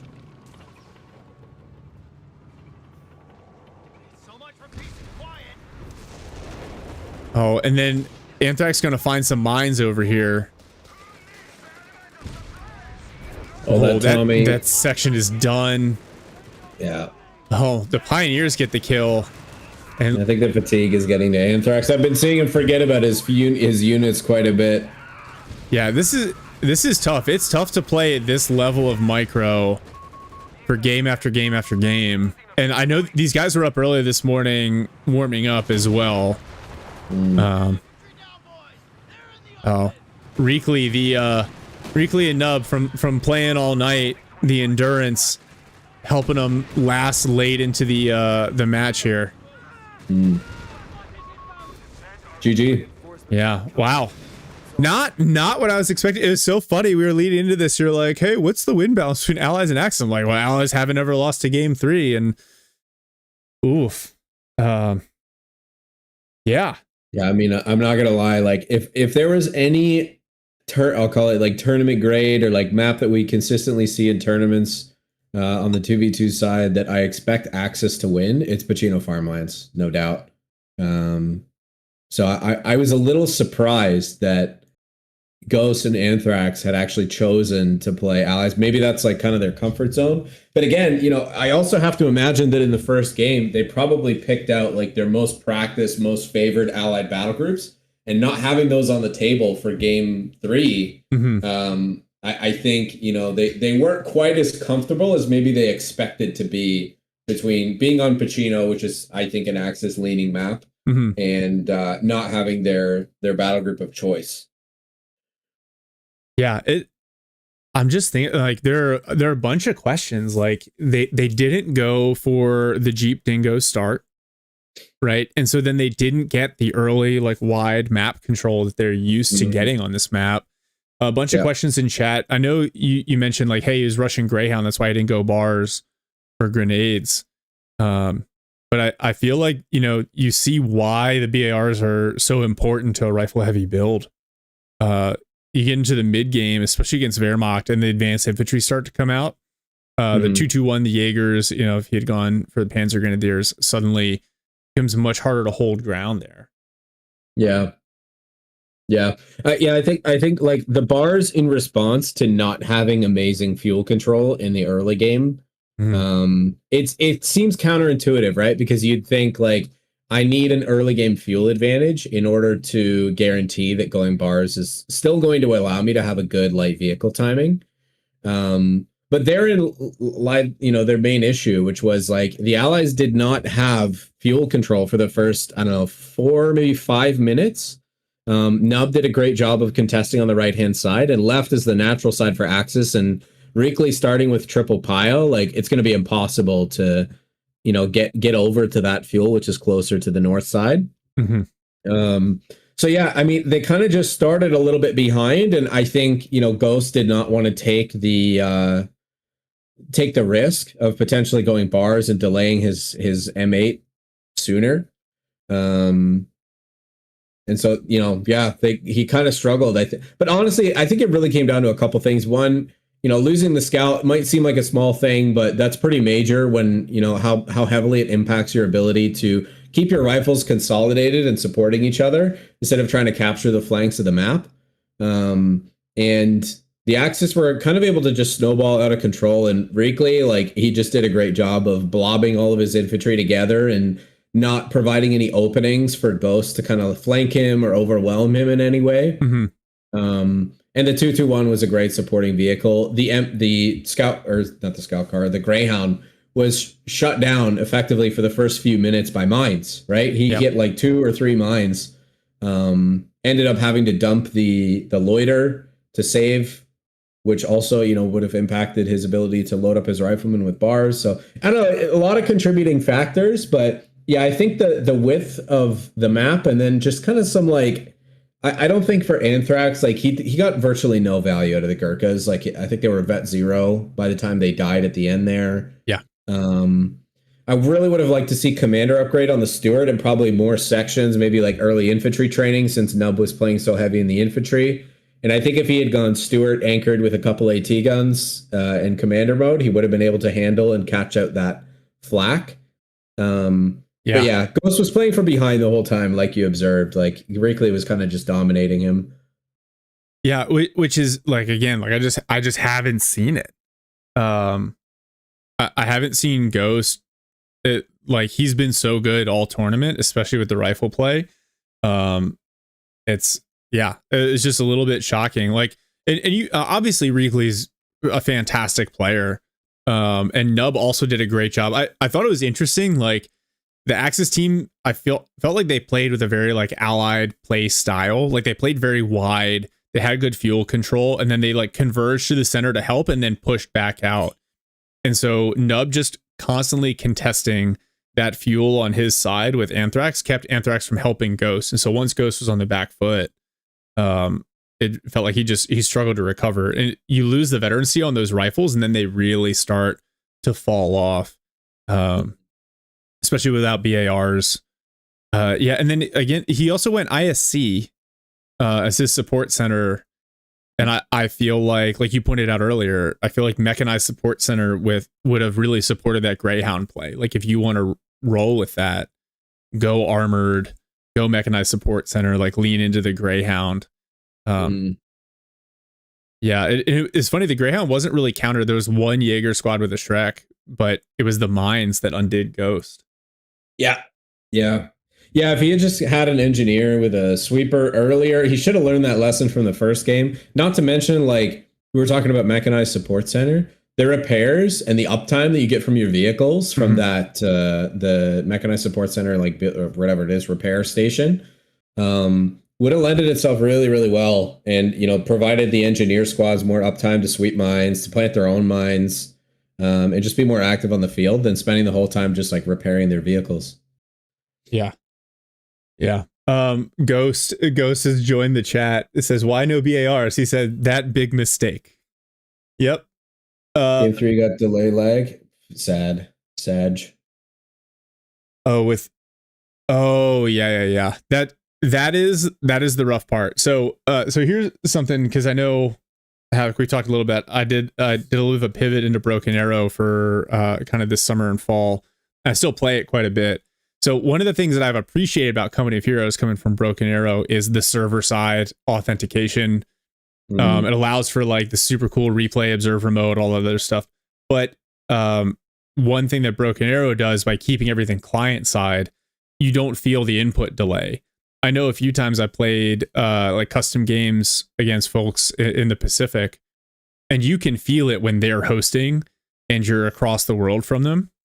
And so Ghost playing from Vietnam, like, yeah, the input delay is tough. It's really tough to deal with. It's not something you see as much in auto match, because I feel like the game servers do a really good job of finding like a balanced ping. But yeah, also congrats to Dexon on winning your Endure and Defy DLC code. Wait, doesn't he already have it? Dexon, I think you already have it, dude. What are you doing? Yeah, he submitted for it. All right. So the other crew is working through their bans right now. They're not scheduled to start for another half an hour. We'll kind of see how this plays out. But I'm going to change this background here over to Hulk Smash, Ruby, Heartless Jäger, and Teufel. But Havoc, any parting shots here before we switch over to game one or the semifinal two? No, just I mean, man, a lot of appreciation to you and Jamie for putting this on. I think these tournaments have been fantastic, and we haven't seen a lot happening in like the team game scene outside of what you guys have been doing. So really appreciate you guys for putting this together. Great work, great competition, great games. I was just happy to jump on with you and yap about them this morning. So thank you. Well, it was all me. It was all Jamie. It was all Jamie did all the work. These guys are just slacking. And to answer your question earlier, Havoc, he does pay me the big bucks. Mostly like coupon stuff, like sexual favors and stuff. But you can't take it to the bank or anything. But it's pretty good. Pretty good. I got a tub streams yesterday. Yeah. Yeah. Havoc, I do want to thank you. I know you've been shouting out the tournament and your Twitch as well. So thank you for that. Thank you for the co-casting. You really made this like super easy. And it's nice to be able to pick your brain live as people are playing through stuff. So really appreciate you. For everyone else in the chat, if you don't know who Havoc is, check him out on Twitch, on YouTube. I'll put the link to everything down below. But yeah, if you want to learn any battle group, just watch his videos because he plays them, breaks them down. Yeah, Havoc, thank you. Thanks for volunteering for this. Made everything so much better this morning. Thanks, nerds. Can't wait to watch the semi and the finals, man. I'm stoked. I'll be around. Yeah. See you guys. See you, man. Wow. It sounds like Havoc's pretty knowledgeable about the game. You could say that. You could say that. All right, let's see. Yeah. Bands coming in. Go ahead, Jamie. Welcome back. First off. Hey, I should pick up some stuff from that guy. Some game knowledge. That'd be useful for our tournament. He just his perspective, like being up in the heavens of Elo, he understands the nuances of the game, but at the highest level. Like I feel like I have a pretty good understanding of the game's stats and mechanics, but I play it at like the caveman level. So it's yeah, me too. I'm about that caveman. I feel like I'm just good at making the right noise at the right time, like yeah, for the feels. Oh my god, Jamie, were you there for the end of game one? Dude, yeah, game one was sick. That was the triple Lancer game, right? Yes, and that was I think the most emotional I've ever gotten in a cast. I was just so blown away at the end there. I think people are used to me being a little bit more low key, and I just like mind blown. Almost as bad as when Zulu and Smoko lost in the quarterfinals. Like I shocked. Shocked. But yeah, battle group bands coming in right now, so I'm just kind of watching this, updating, and trying to make sure everything's sweet.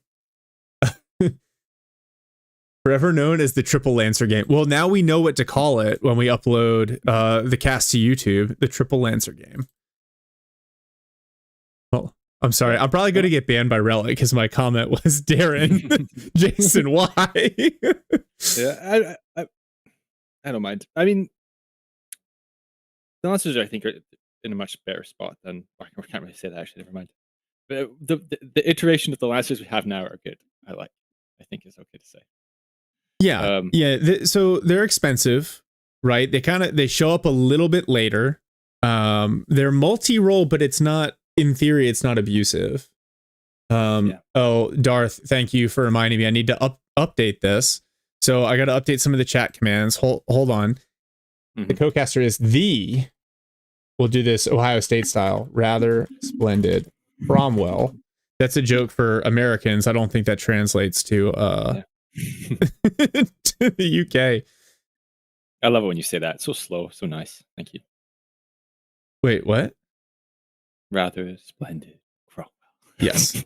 Yes. This gets me going. Because you're not just Cromwell, you're the Rather Splendid Cromwell. Oh, blush. We should call you the rather rich shark. But you're the only person. First of all, I want to throw it out there.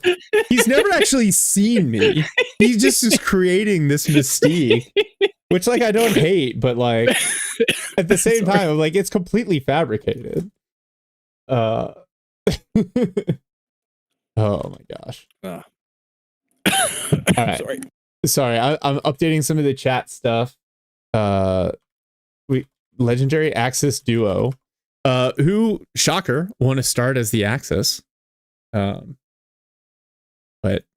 and then 1 and 4. I sometimes I surprise myself like past J hooking up future J by like pre-poing some of the work. Like, oh, I already updated that. Okay, chatbot commands should be updated. No, the final is tomorrow. We're going to start at the same time, so 9 a.m. Eastern, 1400 Central, or UTC, I should say.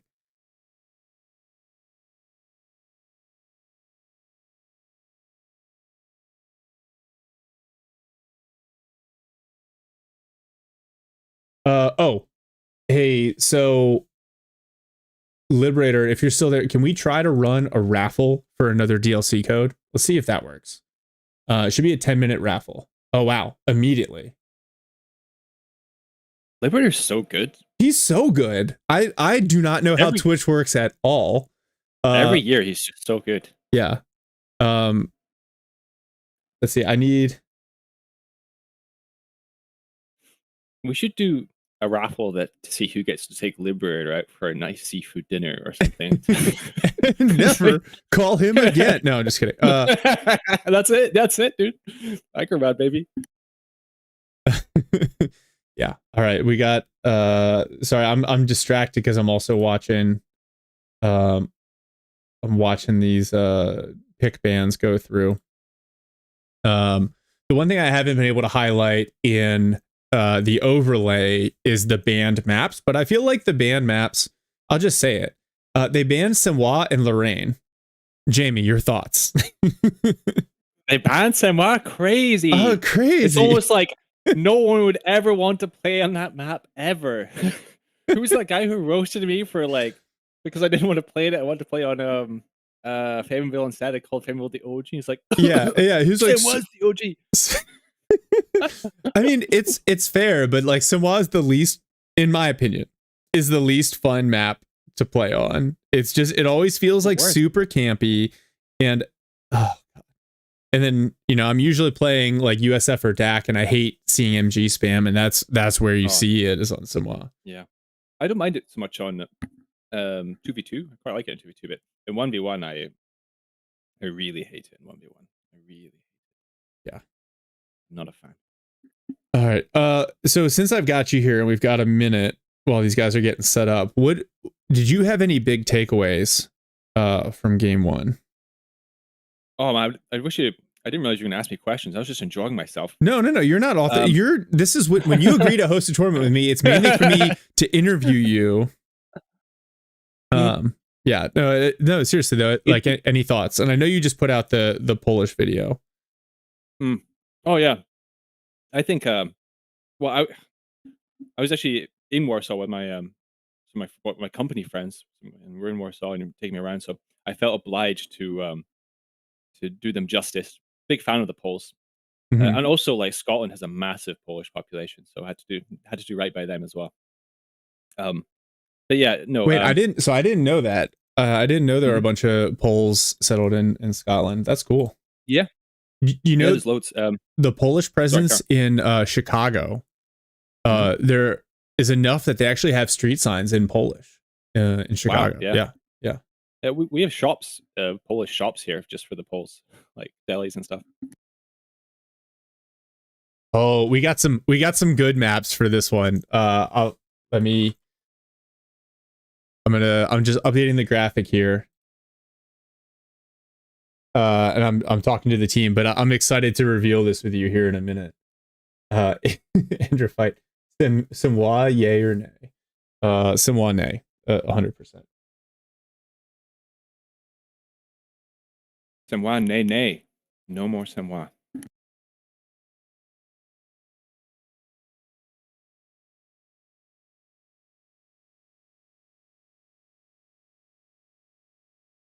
All right, let's see. Updating. I just got to do 2 more graphics. Nothing like watching someone do stuff live. This is why like actual TV, they've got like a crews of people there to help them out. And they're just doing it all in the background. Jamie did all the graphics on the way up, which was super, super helpful. Blush. But it's okay. And now I'm just updating these overlays. All those years in art school. I told you, Ma. I told you it would come in useful. Look at me now. I'm on TV, kind of. Oh my God. You'll find this amusing. When I was younger, I told my mom that I wanted to be a chef when I was in high school. I wanted to go to culinary school. And she's like, absolutely not. You're going to get a real job. So I joined the army. I showed her. Oh boy. Oh, when I first joined the reserves, they were asking me, there was like an interview and they asked me about my education and stuff. And I was like, yeah, I got a degree. And they're like, you got a degree? And I was like, yeah. So you can join the officers. Like, what kind of degree you got? And I was like, I got a design degree. And they're like, oh. The look of disappointment on this guy's face was just tragic, man. Oh. Well, I believe in you, Jamie, and I've seen your art skills. It has been it's been substantial. So thanks. It was nice to know those 4 years really went somewhere, you know. It really mattered in the end. Yeah. Yankee did the opposite. He joined the army out of high school, left and went to culinary school. Well, nice. You're living the dream there. I hope that worked out for you. You're watching a Company of Heroes tournament, so it can't have been too bad. All right, Jamie, here's what I'm thinking. So it looks like we need about 10 minutes before they are ready to start. And then he says marginally better than the army. We need about 10 minutes before they're ready to start, and then they're going to launch the game here, and then there'll be a 5-minute observer delay. So okay. So you're going to play Never Have I Never with me for 10 minutes. Let's do it. I was actually going to say, can I go? I'm going to go grab some coffee. Okay. I'll play Never Have I Ever with myself. Well, actually, no. So isn't there is the raffle still going? Raffle is ended. Frosty for real won 100 points. Frosty. All right, here's the deal. You didn't win points. Well, I guess you won points. But you have also won a DLC code for Endure and Defy. So there we go. We're going to do raffles from here on out for people looking for DLC codes. We've got a couple left as well. And then for the people that are watching this live on YouTube, the other way that you can participate, I guess besides going to Twitch, if anyone donates to the prize pool, why am I giving away pain in a raffle? Some people are into that sort of thing, Nub. If anyone who donates to the prize pool will also, you have a much better shot than a raffle at getting a DLC code. So we'll give away some of those as well. I'm just tracking all of the folks that have donated to the prize pool, and actually, like, we have a shocking amount of money in the prize pool from only a handful of folks, and people have been pretty generous. Go ahead. No, I just meant when I lost that. Jamie, lost that Jamie's forced generosity. I was like, my $50. Yeah, he challenges me to a charity match for $50, and then watches as I just abuse Dak at him for 3 straight games. To lose to the femboys live on air hurt my pride. Well, Ciara, you also get points, but yes, the anti-flak 20 battle group has been banned. I don't. Dunkirk, I'm confused. The Liberator. Oh yeah, the charity match. Jamie, we got to stop calling it a charity match because it's not charity. It's not, I don't know why. It was like I kept calling it that, and it's like we're not giving money to charity at all. Yeah, we're collecting money for a prize pool. I guess because we feel so hard done by being Company Heroes players that it feels like charity. Against the flak 20 play. Oh, I think. Are you talking about the flak 30, the 2-centimeter flak? The Italian Coastal Battle Group. Yeah, that could be a good option. Yeah. Okay, I got you. 2 centimeters is huge.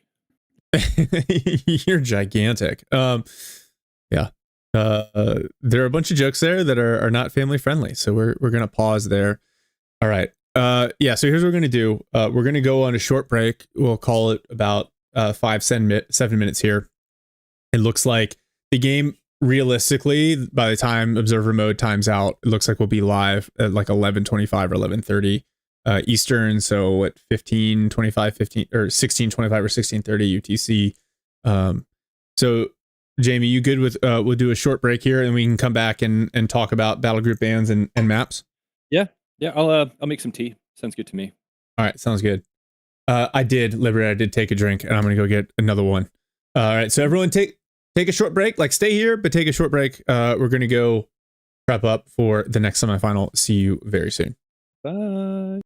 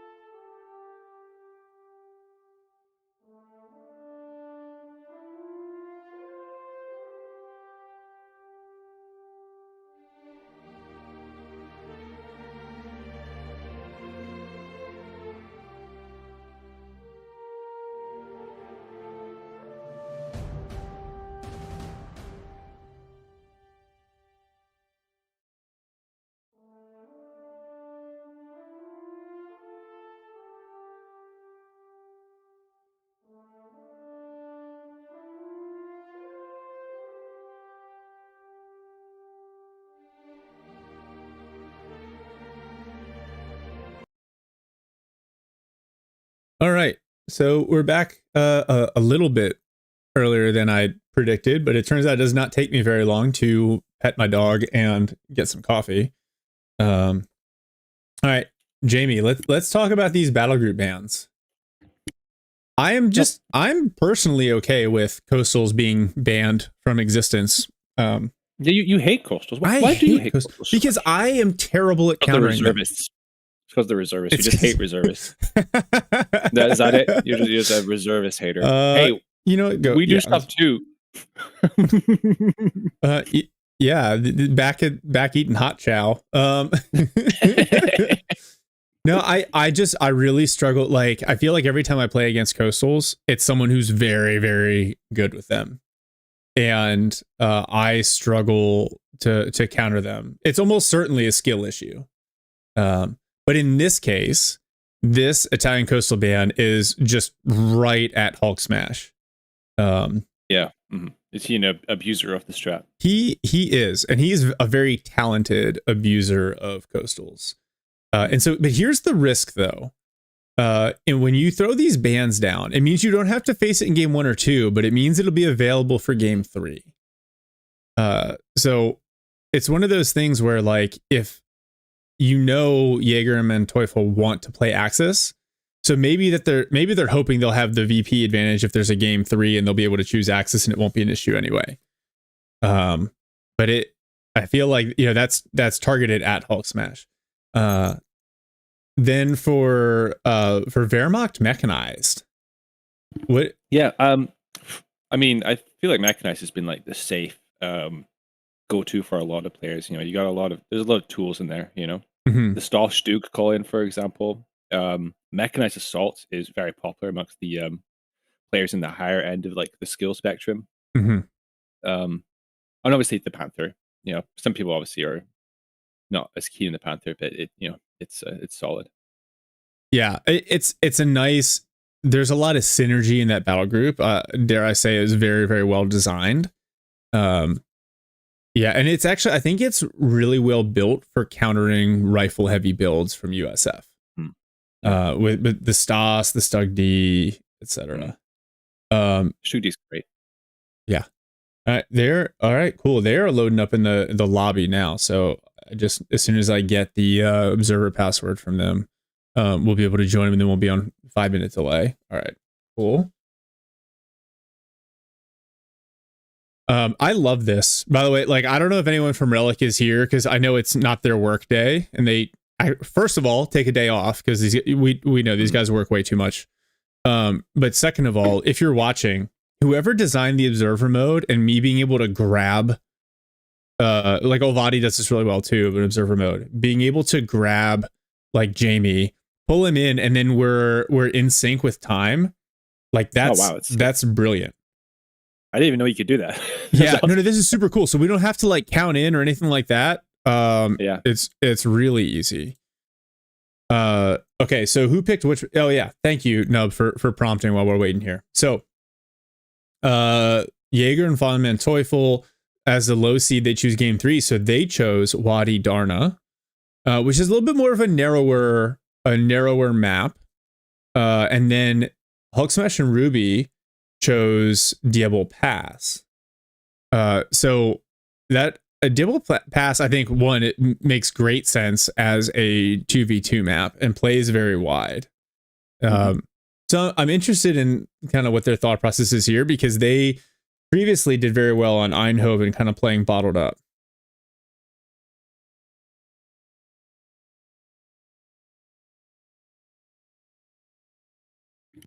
Liberator, I'm thinking through. I hate to do it. Like, I trust your judgment.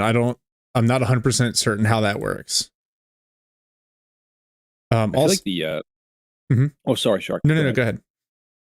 I feel like the Canadian shock ban is like less surprising, right? Because no one wants to deal with those grenades. Those grenades are just so toxic, and I love throwing them. Don't get me wrong, I love throwing them. But when they're being thrown at you, it's like you feel like you're playing on hard mode, right? Yeah. Well, and hey, Dumay, since you're in chat, the visual on the flame probably needs to be bigger, because I feel like several times I've seen the grenade go off and the units outside of the visual are getting burned and burned down. Oh, here we've got it. I finally found the game, and Jamie, see, I was just pulling you in now. Like, isn't that cool? Oh, dude, it's super cool. You're just pulling me in. It's great. Yeah. You feel the gravity of the shark. Thank you, Jume. Meanwhile, he's over here. He's like, "Yep, it's been brought up before. We'll bring this up with him again." That's awesome. I'm so glad that they hired you and Fergie. It's super cool. I know they did the same thing with Monolithic Bacon when he made a bunch of maps, and they're like, you know what? We'll just hire you. You could do this full time, which was really cool. A dream, isn't it? Yeah, but then like the balance feels better. Like we've seen. I feel like the battle group bans have not been as big of an issue in this tournament because we've seen so many different play styles work out. Yeah. Maybe Relic will hire me to play gay music over retreating units if I just keep trying. That'll be my dream come true. Oh man, you're blade running with that. Yeah.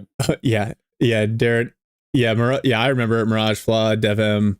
Obviously Jason. Yeah, I mean, at this point, they're all really good at the game too. Yeah. Jume, thank you for reminding me that they're all co-players. Once they join the team. No, Havoc, we're on observer mode delay, so about 3 minutes until the start here. 3 minutes. 3 minutes is not a time call. 3 minutes is ramp. No. Okay. I assume. So, okay, I'll just get into it. So airborne, right? 20 minutes, 10 minutes, 6 minutes, you get the win call. 3 minutes, the ramp opens. 2 minutes, stand up, check equipment. And then you get 30 seconds, stand by and go. So you leave a perfectly good plane. Crazy. Bro, have you landed with some of these crews? I would rather land myself. You ever had that? You're on a commercial airplane and the pilot feels like he's drunk up there, and you're like, I wish I had a parachute. Oh my gosh. Yes, Jeremiah, this is the first game for Funman Teufel. So this is, for everyone, this is semifinal number 2. We're starting with game 1 here in about 2 minutes, counting down right now. Special operations. I feel like special ops on Diablo Pass is really, really strong. So this makes sense to me. The commandos can hide and cover. They're good multi-role units, so you don't have to be as picky and choosy about where to put them, right? You just kind of spread them out. They got that ninja buff with the changes to the Garand. I mean, I love my SSF. I feel like they do really well on Diablo Pass. Yeah. Well, I mean, they made the whiz-bang useful, and then suddenly it's good everywhere, right? Trying to think, any other big takeaways? Hulk Smash and Ruby, actually both of these teams. Skip, they banned coastals because Hulk Smash loves coastals, and he's very, very good with them. So that was a deliberate choice. Both of these teams do a fantastic job of playing together. I think if I had one criticism of Reekly and Nub, is that occasionally it still feels like they are playing 1v1s in adjacent lanes.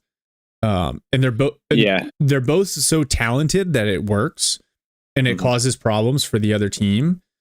But I feel like Hulk Smash and Ruby, you just feel them like working in concert constantly. Yeah.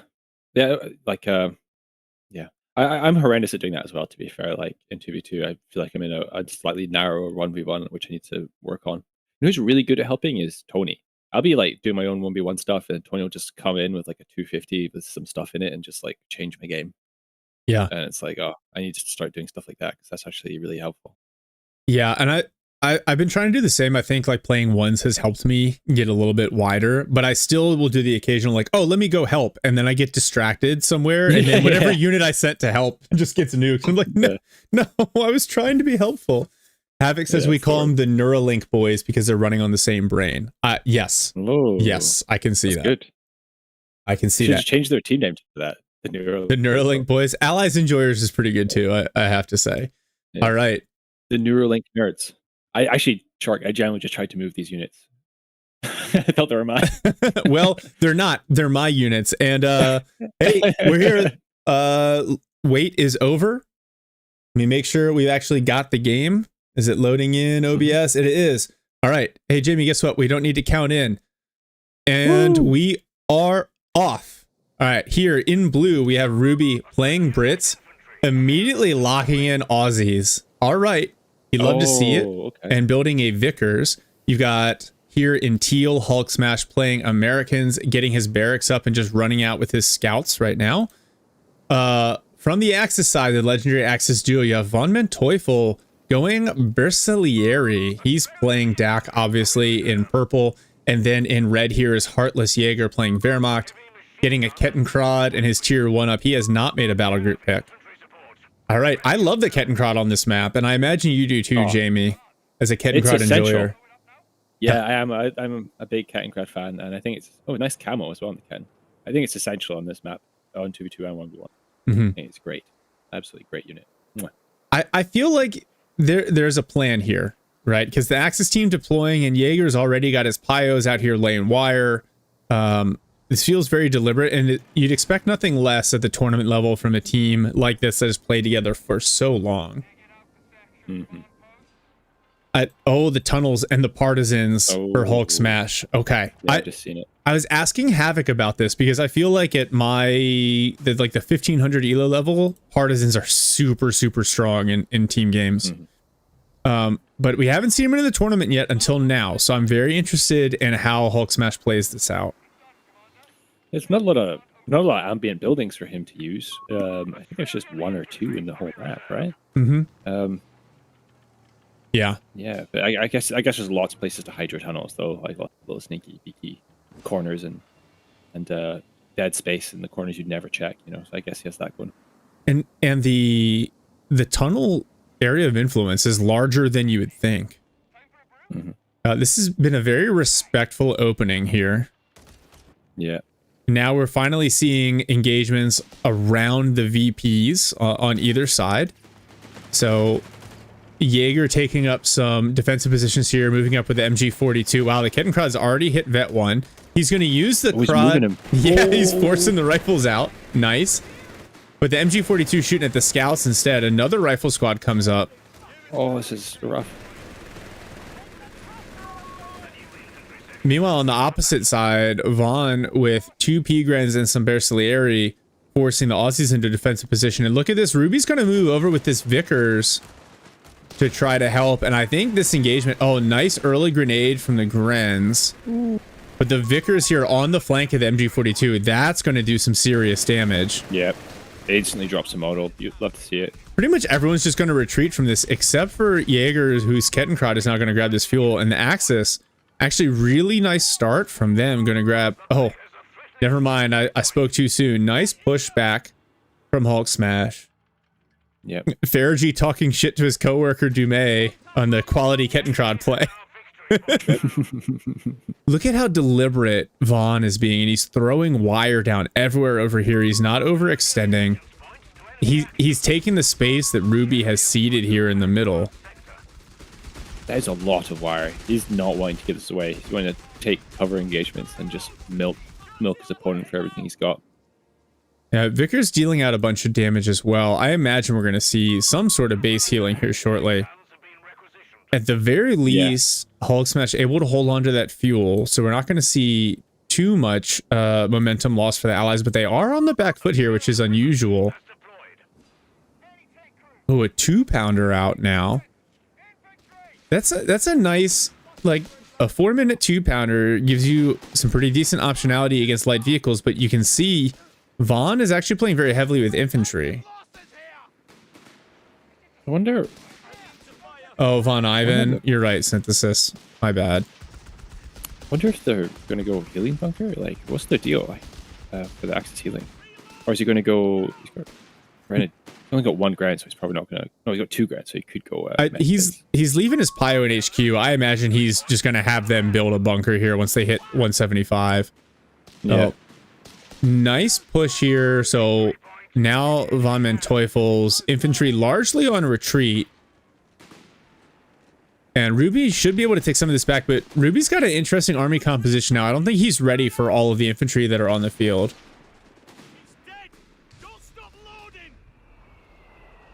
Oh, I love this tunnel out in the corner here from Hulk Smash. Oh, yeah. Steam. Oh, he's got one on either side of the map. Look. Yeah, that's gonna that's really smart. It's gonna allow him to react very rapidly across the map. He's also going mechanized support center. I feel Ketten mines up there. See it? Ketten mines. Tasty. Oh, nice. Yeah, and camouflage while laying mines. That's not a balance issue. Glorious. Ooh, Grenadiers win the race into the building, forced retreat in this section. Oh man, Hulk is spending all of his manpower on tunnels. Look at this, another tunnel in the back corner. He's probably going to go smuggling routes, would be my guess. He's transporting his Aussies inside of this truck to get him onto the field faster. Next to his 2-pounder, you see it? Yeah, that's just, oh, he's going to try to knock down this building as well. Oh, Polson. Polson inbound? Oh, yeah. Polson Gaming. Polson Gaming. Someone was saying in Reddit that the Polson might be one of the best like anti-Wehrmacht units out there now, and that was just my alt account. No, seriously though, it's really good. Hulk, what is this? He's got 3 tunnels on this side of the map. They've got to be smuggling routes, tunnels. They've got to be.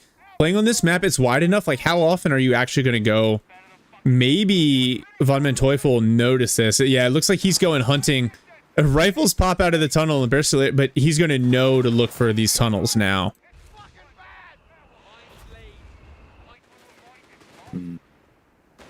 Oh, the rifles. He's got heavy cover. Though. I'm gonna sit behind it. Yeah, it's a bunch of damage. Oh, he's got the high cover bonus, whatever it's called. Elevation bonus. Elevation, yeah. Yeah. Oh, Vaughn, he's going tier 3 and teching up here. Yeah, this tunnel is going to be found.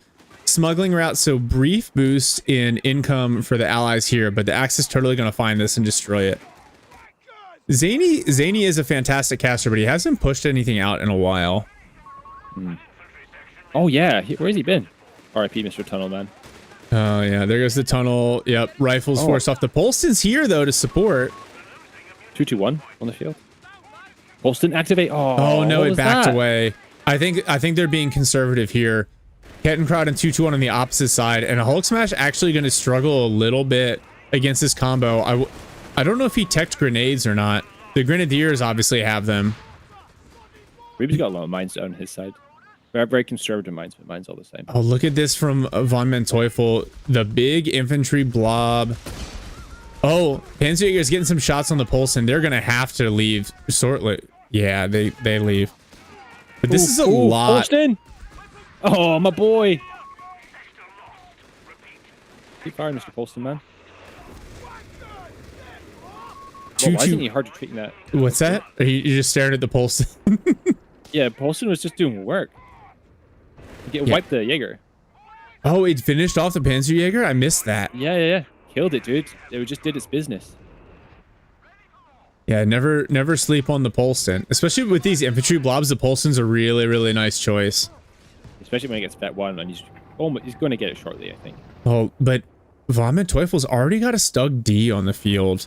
That is dangerous because the 2-pounder is not going to do anything to that. Yeah, that's not good. I mean, not bias casting at all. But they need to do something about that. What veterancy is the 2-pounder? None. Okay, so yeah, we're Greyhound immediately hits a mine. It does get the Kettenkrad though. But yeah, and just like that, Hulk Smash is like, yeah. Pops. It pops into that's a dead Greyhound. Yeah. Oh, the rifleman's gonna throw the sticky. Nice counter. Yeah, I said Hulk Smash building engineer, and he's also popped the repair point on this +10 fuel. So the Greyhound's gonna survive. Nice play.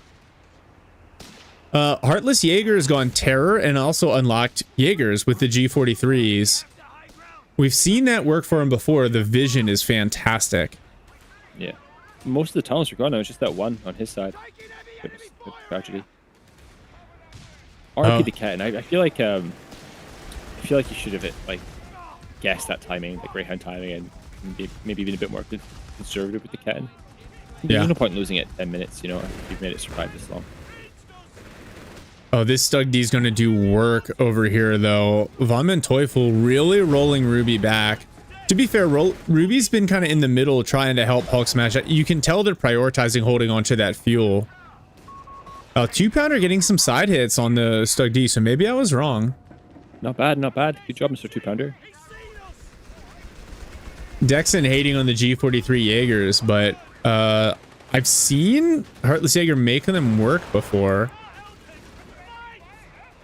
And look at this push here from Hulk Smash. Really hard to resist all these rifles coming in. Yeah. Oh no, the engineer knocked out by the grenade collapses the building. Oh my goodness. That's a nice pickup for Jaeger. As his second Jaeger squad hits the field, also teching the G43s. Meanwhile, Von Manteuffel putting on a lot of pressure over here.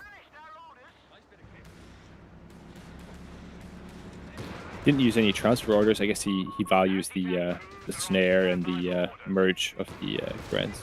Yeah, the Grens are still really valuable. I mean, transfer orders are nice now, but yeah, if you can hold on to a Gren squad or two, you get a lot of manpower value out of it. Yeah. I guess he only had 2, right? So it's not really the sort of build where you're going to be using transfer orders.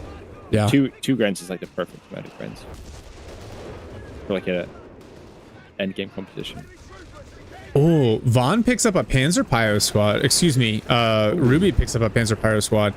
We see another tunnel down on the flank there. So Hulk Smash trying, I think, using the tunnels for the ability to rapidly flank. And Jamie, do me a favor. Can you turn up your volume just a little bit? Oh, my mic volume. Yes. Yeah, I'll try. Thank you. Have you got me up to 100 on disc? Yes, but I can't make any edits mid-cast. Yeah, of course. I'll change it. No trouble. All right. I like this setup here, the 2-pounder and the 6-pounder. Now, especially with this heavy tier 3 build from Von Manteuffel, I think the rate of fire from the 2-pounder against these lighter vehicles and then the penetration from the 6-pounder is very nice, you know, until the Archer gets unlocked or something like that to deal with the heavies. So nice build synergy here, especially, and then the Polston, you love to see it. He just needs to get this Polston to vet up. Now, 221's thinking about challenging the Polston. I feel like the Polston should be able to push that 221 away, even with the Panzerbuchse. Yeah. Oh, the Polston will shred it. Yeah, just if it's set up, it'll shred it. Man, I don't even want to know what the environment will be like if a Polston wins a game for you in this tournament. Oh man, it deserves it. I really want them to pop the Vet 1 if he gets an opportunity to pop it. That'd be cool. What's really interesting is the new Polish battle group. If you synergize either Vengeance or Strategic with Polston is phenomenal. Strategic's cool because you get unis per, I think it's every time enemies lose 10% of their health, you get munitions. So if you pop the Vet 1 on the Polston, you're doing so much damage to multiple units, you're just getting a ton of munis in. A full refund. Yeah. It's phenomenal. I love this from Von Manteuffel, using the Martyr to knock out the Sangar wall. And now the infantry come in on these AT guns, but the Polston's there to cover, using the fragmentation rounds. Actually, the P-Gren's not taking a ton of damage. Oh, the strafe. Nice dodge on the strafe. AT gun cleared, and that's the 6-pounder. That's the one you wanted to keep. Yeah, that's tragic. Brood War, that's clever. Synthesis, yes. All of these games will be uploaded as soon as... I'm going to try to do it tonight, brother, but I've got... It takes longer than you would hope to cut these together and upload onto YouTube. But this... Yeah. Go ahead, Jamie. 6-pounder's gone. Absolutely cleared. Martyr's doing the work. Ruby says, okay, I see you don't like my 6-pounder. How are you going to feel about a 17-pounder? Which I love to see it. Yeah, I'm a big fan of the 17-pounder. Yeah, Dexon, I'm live on YouTube as well. But I will post like tightened up versions of these games on YouTube so people that are not live can watch in perpetuity without having to go through the 8-hour live stream of the game. Plus, it's good to kind of record these games. Well, this is the problem with Partisans, right? So Von Manteuffel, he knows that Hulk Smash is playing the partisan battle group, and so he's now looking for these tunnels on the periphery of the points. And now Hulk Smash has essentially wasted 200 manpower on tunnels that have been found. Well, that's another reason you don't transfer order your Grens, is so they can die on retreat. Yeah, down to just one Gren, but fair enough. But look at Stoss, though. Yeah, look at the map control from the Axis. Yeah. Vaughn and Heartless Jaeger just really hemming in the allies here. I feel like the allies just really struggling to push. Yeah, I feel like Ruby's not got enough of like an infantry core. Mm-hmm.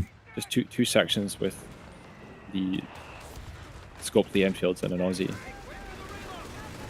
Yeah, and Ruby's teching for a bishop, so Crusader is going to be even more. Well, I said that Crusader's on the field. Oh, immediate white phosphorus shot onto the Crusader, but really nice. There's not much else here to actually counter this. There's nothing in the way of AT guns, and the Panjäger's died. This Crusader could go nuts. Actually, I'm gonna take it back. There's one martyr. Well, Jaeger loses a Pioneer to the Greyhound. Interesting.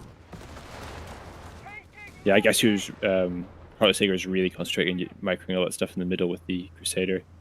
God, Mr. Pile-Man. Another tunnel going down. Hulk Smash, I appreciate the dedication to the battle group here. He's got the underground detonation. I wonder if that's part of the plan, right? Expand your influence and leverage that, because right now it does not give much in the way of a warning. Yeah, and Vaughn's he has been grouping his stuff up a lot. It could be devastating for him. Yeah, all these light vehicles get absolutely smashed by the underground demo. Yeah. Another building collapsed, but fortunately there weren't any engineers in it this time.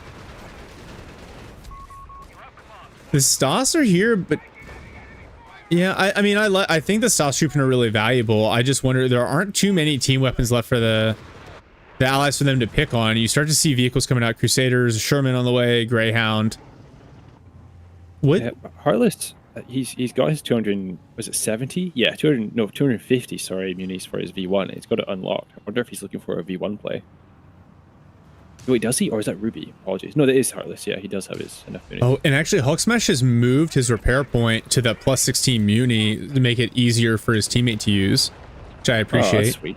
And then Ruby has unlocked the over repair, so you could probably just post some sappers over there, let the automated engineers repair. Nice placement with the MG, and now artillery barrage coming in. Can they get the flank off onto this Stug? Wow, that artillery round skin to skin contact on the Stug D does a lot of damage. Yeah. Oh cool. No! Nice strafe from the Italian Combined Arms battle group there. And that Vickers is cleared and destroyed. Destroyed by the 2-pounder. Oh, another call in. This will be the tractor. Oh, the Recce tractor. Man, yeah. I find this style of DAC play is really difficult to execute with all the like different light vehicles, but if you can make it work, it's very, very strong. Vaughn's got a random 250 here on the flank. All right, Sherman arrives. Go ahead. Tunnel duty. I think he's like, he just goes along the side looking for tunnels every now and then. I think that's his whole purpose right now for that 250. Is just looking for tunnels? Yeah, tunnel duty. All right. P4, well, it should bounce the Greyhound, but not bouncing the Sherman. And well, look at this blob. Oh my gosh. If Hulk Smash finds this with underground demo, that's an easy GG shot right there. Oh, the 221 almost goes down. Just gonna skate away. I just... Ruby's infantry core is just so poor. Yeah, like these double P grunts with the MG42s and the Burster are just doing such a good job of just pushing in. And because he was relying on his Vickers, because he has the strafe, it's just ruined him completely. Like, he just can't fight. Yeah, there's a little bit of that like attack move gameplay that they can leverage with the LMGs. All right, what is this? It just popped another ability, but I'm not 100% sure. I can't see what it was. All right, so the 2-pounder is cleared now. 2 martyrs on the field. Achilles, thank you for the raid, sir. More people to watch the tournament. Demo shark. Where? North of the central VP. It looks like it's going towards the. Oh, nothing. It's going to hit. Oh. Sorry. No. Wait, I found it just in time, but it didn't hit anything. Yeah. Hulk throwing. Yeah, it's tragic. Well, Hulk's got 700 manpower. My dude, maybe some caches? He's got a cache on the fuel, so that's fair. Oh, the Recce tractor goes down. Oh, the bishop got it. To the bishop. Wow, nice play there. Yeah, I feel like the way Vaughn's playing, I feel like the demo would be better against him. Oh, more artillery coming in. Oh, that strafe. It hurts. Oh, it's so good. It's so really good. This is... Oh, the bishop barrage. These Panzergrens. Oh, wow. The Sherman's going to risk it with the martyrs. He could... Risk it for a biscuit? I'd say he could throw smoke at the martyrs and chase, but he's not going to. At least that's a little bit of manpower bleed. Yeah.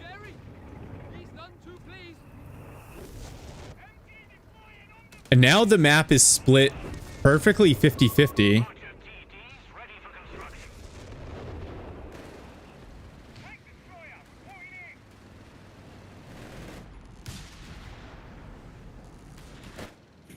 Yeah, I think Von Manteufel's happy to just be bottled up here on the side. Yeah. Because Dak, you don't lose your late game capabilities based on your battle group. You can always get a Tiger. You can go armored reserves. He's a little bit light on fuel at the moment.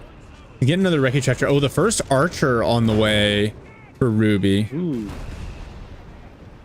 And now 2 Panzer IVs on the field for Heartless Jaeger. Countered by 2 Shermans and an AT gun. Yeah, the V1's got to come at some point. Maybe on this repair point if he can get vision. You see flares from the Jaegers. Send that V1. Oh, come on. Please, somebody. The Stug D. Yeah, the Stug D is really hard to unseat. And as it gets veterancy, it's just going to be harder and harder to push off that point. Oh. Recce tractor calling Artie on the Archer. That's not really gonna move the needle much there. Heartless Jaeger now sitting on 400 munitions. Oh, nice push from Jaeger here. He's actually grabbing this other VP, so the Axis will get a brief triple cap. Oh no, the Pios. Shot by the bishop. Yeah. Oh, and the Jaegers just... one. How do they just take damage but they don't drop any models? Know, dude. That kills me, dude. That kills me. Axis confirmed OP. Yeah. Just the way the damage is distributed, it's like a big chunk of their health bar goes, but no one dies, and it's like, well, it's not great. Yeah. Ward me, please. Greyhound forces away the Jaegers. The 221 gonna push, but a Sherman's here in support. Oh, can they get the 221? You gotta clean it up when you get the chance. Come on, come on. Yeah. Hey! Nice. 221 knocked out. So now the Greyhound can operate with the increased impunity. Meanwhile, Heartless Jaeger definitely needs... I think he needs another Pio to manage the repairs on these P4s. You got to keep them topped up. With veterancy, they get really, really strong. And you just can't afford to lose them.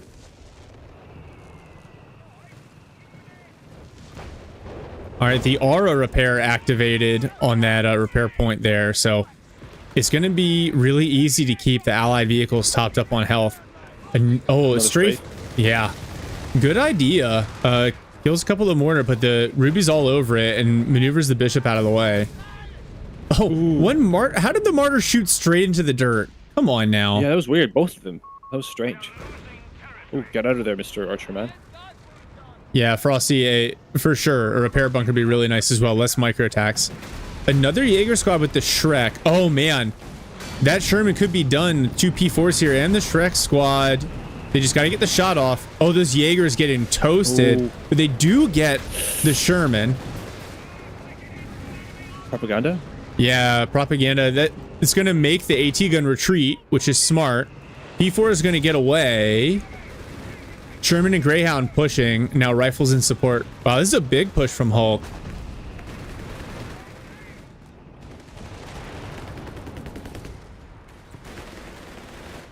Did I miss? Heartless Jaeger used a bunch of munitions. It must have just been the propaganda war. Yeah, I think so. He still got 200 plus, but yeah, it must have been just propaganda. He fired a few Faust at the Greyhound. So. Yeah, Axis trying to maintain VP pressure. Oh, spy operation there from Hulk Smash so he can see these P4s in the back. Maybe the Bishop Barrage will come in.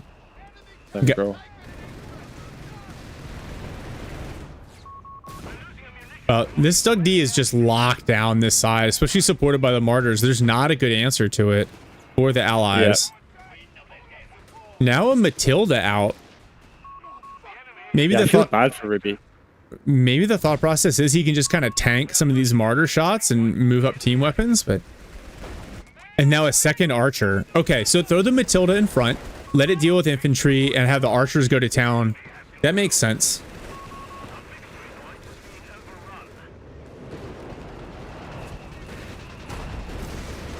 Oh, this Sherman in a little bit of danger here. The Jaegers with Shreks. Oh, now they're starting to bleed. Vet 3 Ooh. Greyhound chewing them up. Ooh. Did we see... There we go. What upgrades? Did he go... I don't see fine-tuned barrels or improvised... Oh, no! Oh, my The underground demo. It came out so fast. Lemon Teufel loses one of his vetted up P-Grunt squads. That's actually a bigger loss than you might think. Oh, it's huge. Huge loss. Now, this is actually great because for Ruby, now his infantry corps can really, like, be in front. The Martyrs with the tungsten rounds. 2 volleys will clean up a Sherman. Oh, and Aussies? Yes, well done. Okay, now we're cooking. Oh, big time strafe. That's huge. That infantry section, one more shot, that could go down. Oh, just run. Oh, the LEIG just barely was. The Matilda is just being refit. Ruby's like, I'm not even going to bother trying to repair this thing. Now Hulk Smash. It's a shame he lost his pulse. It would be really helpful against that strafe. Because I think eventually you can just shoot them down. They get their full strafe off, right? Yeah. Oh, look at these scouts over by the northwest tunnel. It's just in sneaky beaky mode, getting vision on all these P4s and everything. Oh man, the P4s, they just immediately taking several AT gun shots. Now the Archers are here. Pioneers evaporated by the rifles. This is a nice push from Hulk Smash with support from Ruby. Oh my god. 0 Gren. One of these rifles are really low. Never mind, it's going out. But with the Greyhound and the Sherman there, and the P4s can't even contest because of the Archers. They're Jaegers with Shreks. Look how nimble this Greyhound is. Firing so fast. It's increased range now as well. Oh, yeah. That's great. And I love the spy network. Oh, the Martyrs are pointed the wrong way. I wonder if the Archers can get in. If they were to clean up those Martyrs, that would be huge. Bishop getting ready for another barrage. I think he's going for this healing rock. I assume it's ready to fire. Nope, never mind. Shooting at the infantry. Ruby's got some of his infantry. Oh my gosh, the Bishop doing damage to his own infantry. Yeah, not great. Oh, now he's canceled it, I think. Yeah, Stug D, and then the LEIG shots coming in as well. Looks like they found the tunnel in the middle. This would be a great spot, I'm just saying, to throw the buzz bomb right here in the middle on all these vehicles repairing. Oh, true, yeah. V1. Yeah, that would be good. Oh, man. This Duke D is like the MVP of this match so far. Yeah, he's just locked this whole thing down. Allies trying to hold... Oh, and then Jaeger, he really needs to repair up this P4. The repair point can repair mortar pits. Ooh, Archers against Martyrs. Job, Mr. Archer, man. Was that a flare? How did you get vision over there? The Jaeger? Oh, no, I mean the Archer against... Oh, unknown. Yeah. Maybe the section threw a flare up? Yeah, it must have been. Oh, Von Man Teufel just continue to abuse, and here comes the strafing run. Bishop barrage on the mortars? Oh! Oh, close. Yeah, they're very low, but they have self-repair, so they'll be back up. Here's the V1. Here we go. Where's it going? Okay, everyone move. Everyone, don't panic. Don't panic, anyone. Yeah, it's okay. I think they're okay. Oh, but it's not going to get a kill. Nice shot, though, and nice prediction on the retreat path. Yeah. Oh. Wow, look at this. Sherman's just going nuts. Mortar decrewed. The P4s are here. The archers aren't prepared to support, but actually Ruby's gone for a couple of Crusaders. Maybe that's the answer. Mortar's in support, but he's got a recovery vehicle. What's going on? There's like smoke popping up here, but I don't really understand what's happening. Oh, he's trying to heal up a recovery vehicle. Yes! Von Manteuffel, I can't believe he did it. You crazy son of a bitch. He made a recovery vehicle. And now the Crusader has found the wreckage. Oh my god, you see the damage the double martyr does with the Crusader? Yeah. Yeah, it's nuts. The tungsten rounds, these Shermans are done. One goes down. The Shermans are pinched. Yeah. Oh no, this is bad. Pop smoke, Oh brother. no, another Sherman. The Allies can't throw this now. Now look at this advance. Pop smoke if you're dead. P4 is chasing. The AT gun forced to retreat.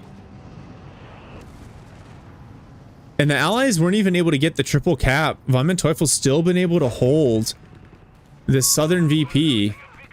Ooh. NIG, beautiful hit in the section in the middle. Riflemen just going to stand their ground here in the middle. Another strafing run. Wow, it's just so effective. Yeah. That has to be the most. Oh, demo, middle. Nice dodge. The Jaegers see it. I think this Greyhound's still alive. Yeah, this Greyhound's a bit of a Chad, to be honest. 37 kills. Okay, Yeah. new MVP. It's the Greyhound. Thank you, Lady Ritsu. I appreciate you. I can't believe that the double archer has not been able to do more against these martyrs. I think it's a vision issue. Yeah. Yeah. Oh, well, just as I say that, martyrs wander into the archer ambush. Oh no, the Aussies could go down here. Big LEIG hit. But now Crusader. Nice Crusader play. It's the caster curse. Yeah, true. All right, Allies gonna grab up the center VP again here. Just barely hanging on. Yeah, 2 martyrs with tungsten munitions will make short work of any allied vehicle. Oh, I think he's gonna recover the Sherman, Sharky. He is, dude. He's either gonna salvage it or recover it. That's incredible. With the upgrades, that's gonna be really, really gross. Oh, it's just salvage in progress. I think he's just breaking it down into parts. Yeah, Ruby's sitting on 600 munis, but what abilities does he have to use them? Yeah, because he went for all the call-in options. Oh, he just salvaged the Sherman. Boo! Yeah, I just salvaged it. Don't salvage. Oh, because he wants a Tiger. No. Yeah, An upgraded Sherman better than a Tiger. Change my mind. Oh, Ruby hates mines. Frost, yeah. Oh, he's salvaging the 221 as well. So some teamwork there. Hey, Very do clever. you have any destroyed stuff? Yes. A 221 wreck is here. Rifles plus Greyhound force away the Jaegers. All right, now it looks like Von Manteufel's looking at moving into the middle here. Look at all of the buffs they get from between the med truck and the battle group. All right, another strafing run. Nice dodge, but still does so much damage. Heartless Jaeger's definitely waiting for the KT. I think that's where he's going. Yeah. He's chilling. He's hard chilling with his 325 fuel. Yeah, but actually the Allies have had the Axis team on VP drain, very slow VP drain for a little bit here. Crusaders with their 1 second reload time just beating up the Jaegers. Yeah. The loader in that tank must be on cocaine or something. Yeah, he found some German special chocolate and he's going nuts. Yeah, for sure. He's got a stash of it. Oh, we got some more salvage. What is this? Rat Crusader on the oh, and a flak 36. No, I like this choice from Vaughn because it doesn't delay his Tiger at all, really. He has enough fuel. All right, so Hulk Smash throwing some more tunnels down. Light vehicle training for Ruby. That's to boost the Bishop, I believe. He's got to find this. If they use some recce, maybe it's Hulk Smash with the spy network. Oh, this Vet 3 Stug D2. Oh.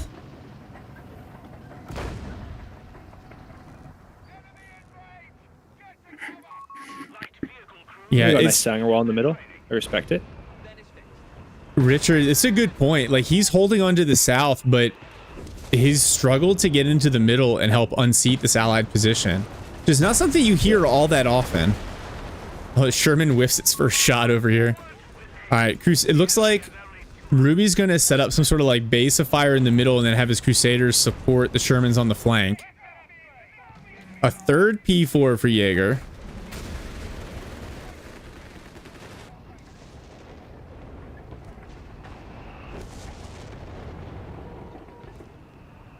Yeah, over repair does take a long time. I feel like Ruby, but he is actually a little light on manpower. It'd be nice if he had a spare sapper he could just leave there to over repair all the whole time. Double rifles actually holding their own against the Vet 3 Jaegers. It's quite impressive. Oh, more propaganda run from Heartless Jaeger. That's been really effective at pushing those AT guns away because oh no, the sappers get murdered by the Stas trooping while repairing. You play with fire, you get burned. Another strafing run. This hero Greyhound, by the way. Doing bits. Yeah, keeping it alive is huge. If Hulk Smash can keep these Shermans alive to get some vet as well, they will do very well. Oh, the Archer doubles up on the Martyr. You got the Wrecker here. It looks like he's going to try, is considering picking those up. Bye-bye Vet 3? Strook, maybe? Oh, nope, just gets cold feet. Instead, goodbye Crusader. Oh my goodness. Oh, that Flak 36. Now we see in a Bishop Barrage on the Flak 36. He's going to pack it up. But the med truck could go down. Direct hit. Boom. One around. Oh my god. That Flak 36 is done moving. Oh, luckily he has a spare. Well, and he hasn't touched it, but he has this 250. The 250 can also tow the Flak. It just can't auto reinforce for it. Yeah, this has been chilling back there. That 3 Aussies done great work this game. There we go. Now we've seen some over-repaired Crusaders. Allies gonna hop back on this center VP. I feel like they're slowly pulling this one back. Oh man, that P4. This is where the P4 is just, they can't hold up to multiple AT guns, multiple archers on the field. Oh, the Recce Tractor smoked by the Bishop. Oh, Bishop. Good job, Mr. Bishop, man. Good job. Oh. Yeah, it's nice hits. Oh no. Is the Wrecker just the kiss of death? Oh, the League is return firing against the Bishop. Actually gets a weird hit. Oh, but it's just sitting. It's doing no damage. He's just sitting there with the aura repeal. Oh, a P4 knocked out. The Archer, the sneaky Archer barrage supported by the spy network. That's pretty good. Pretty solid teamwork. Yeah. Now Von Manteuffel going for a walking Stuka. I don't know, man. I feel like the double Martyr was a really nice setup with the tungsten rounds. Yeah, it was. Look at this push. Hulk Smash being very aggressive. Vet 3 Greyhound hits a mine that's going to back up for repairs. That I don't think it can be killed by conventional means. All right, so Von Manteuffel now picking up his. Oh, he's just salvaging it. I was saying picking up the extra med truck. Oh.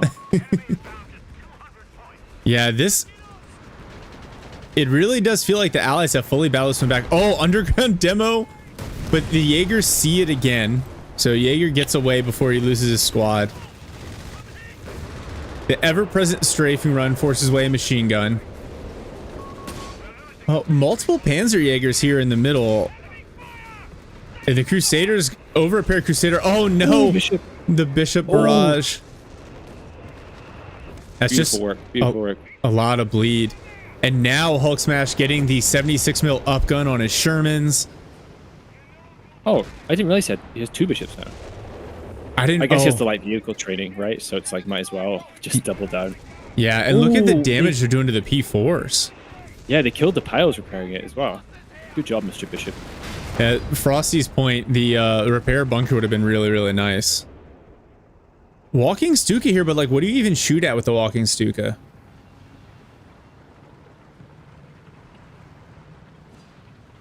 Here comes the Daclete infantry. He's gonna find AT gun here. Yeah, and the Flak 36 is here. Oh wow, well the 2.5 from downtown, the AT gun gets the med truck. And there are no vehicles for the Flak 36 to shoot at. Right. Walking Stuka. He's gonna hit that Brit blob, I guess. Yeah. Assume that's what he's aiming at. Yeah, there we go. Couple of good hits. Yeah. Oh, Bishop. Oh, hits the. Oh, he's got to be careful. Oh. Oh, Jaegers throws smoke down. They're trying to cap the center VP, but the Shermans here. Oh, 3 Shermans now. I feel like the archers are moving up to finish off the flak. Oh, look, the retreating crewman for the Flak 36 is going to spot that tunnel that Hulk just put up. There goes the big flak. Okay, we're there. He's in trouble now. Vaughn, for the first time in this game, is in a bit of a pickle. Yeah. Yes, you're exactly right. Yeah.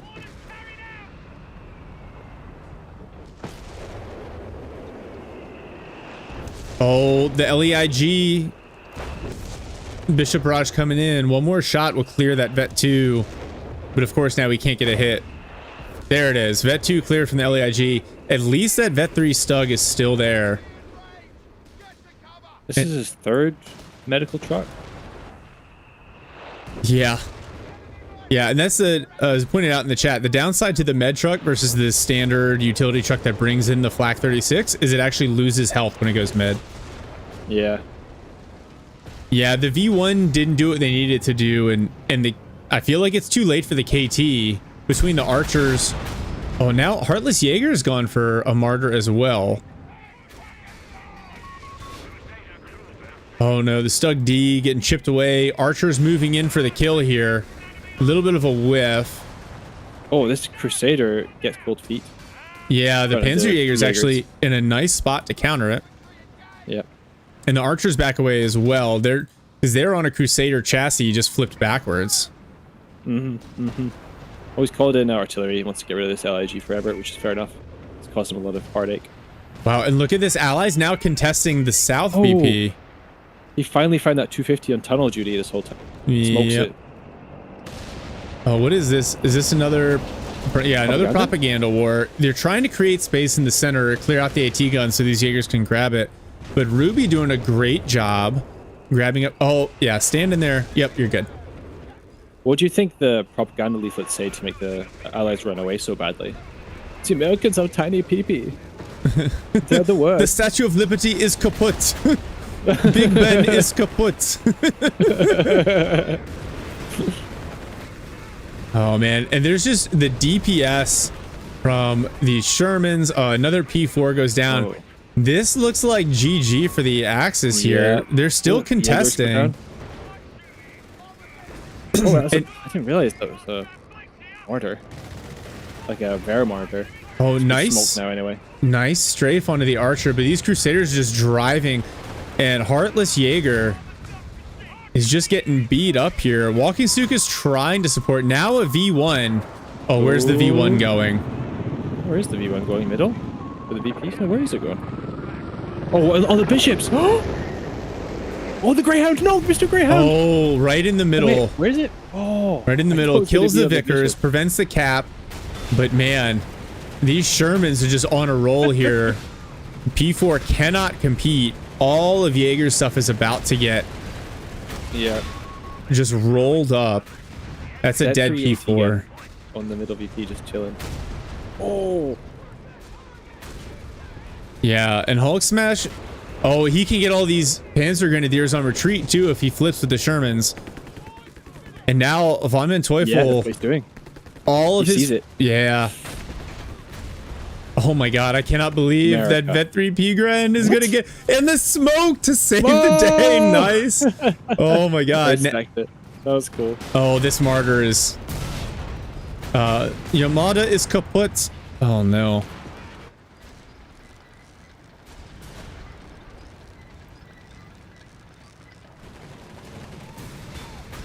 Another martyr in base. They're just going to smoke it off. It's got its main gun sighted. And now they're driving around just trying to murder everything. 50 kills on the Greyhound. 50 kills, ladies and gentlemen. Oh, it dodges. No. It dodges the martyr by going around the building. You can make it. You can make it, Mr. Greyhound. Oh, the martyr's dead. Well, Von Manteuffel is going to grab this VP. So no rules against calling the strafing run on your own base, I suppose. Yeah, true. Greyhound still alive. Oh, Stasstroopin try to grab the flank VP, but these Crusaders here, plus another Sherman. 5 Shermans on the field now for Hulk Smash. No, the Greyhound's dead after all this time. Oh, the poor Greyhound. MVP of this game for sure. Oh, MVP, 100%. Don't even ask me at the end of this game who the MVP is. Oh, Stasstroopin gonna get gunned down by Crusaders on retreat. Ruby has finally unseated Von Manteuffel. He's on a full retreat back to base. Heartless Jaeger just trying to get... This is what the end of the war must have felt like. Just hordes of allied armor. Oh, that's funny. I think, you know, at some point, Ruby got like a text from Lady Ritsuna in the middle of that game, like, idiot, just build bishops. And he was like, oh yeah, fuck, just build bishops. Why didn't I do that like 10 minutes ago? Just build bishops. GG. I am shocked. The legendary Axis duo had such a hot start. Mm-hmm. Oh my goodness. I think I think Vaughn was just like, he was the anchor, right? And he was like, well, if I just play this side, this is our VP, and I just play into middle, yeah, we can win this game. But yeah, it just didn't work out. It didn't work out for the Ver player. He was just kind of like having a bad time for the whole game. Good job finding all the tunnels, though. Denying all the tunnels, very clever. Yeah, for sure. That surprised me that he found them so quickly. But he definitely, like, he recognized it immediately. He's like, hey, what are those scouts doing up there? They're not supposed to be there. And so immediately started hunting them down. Otherwise, I think Hulk Smash might have been able to just absolutely cheese some stuff out. Yeah, sure. It was an incredible game 1, actually. That felt like a game 3, honestly. That was amazing. It was really good. That was fantastic. That was also, what, 45 minutes? Reekley needs me to stretch. Reekley says stretch. I will stretch. Okay. Let me update the chat commands. I need to use the restroom. So we're gonna take basically a 2-minute break here. Jamie, I assume that's good with you. Yeah, I'll make a cup of tea, get some digestives, no trouble. Okay. All right, everyone. We'll be right back, and then we'll jump in with game 2. See you all shortly. Okay. Mwah.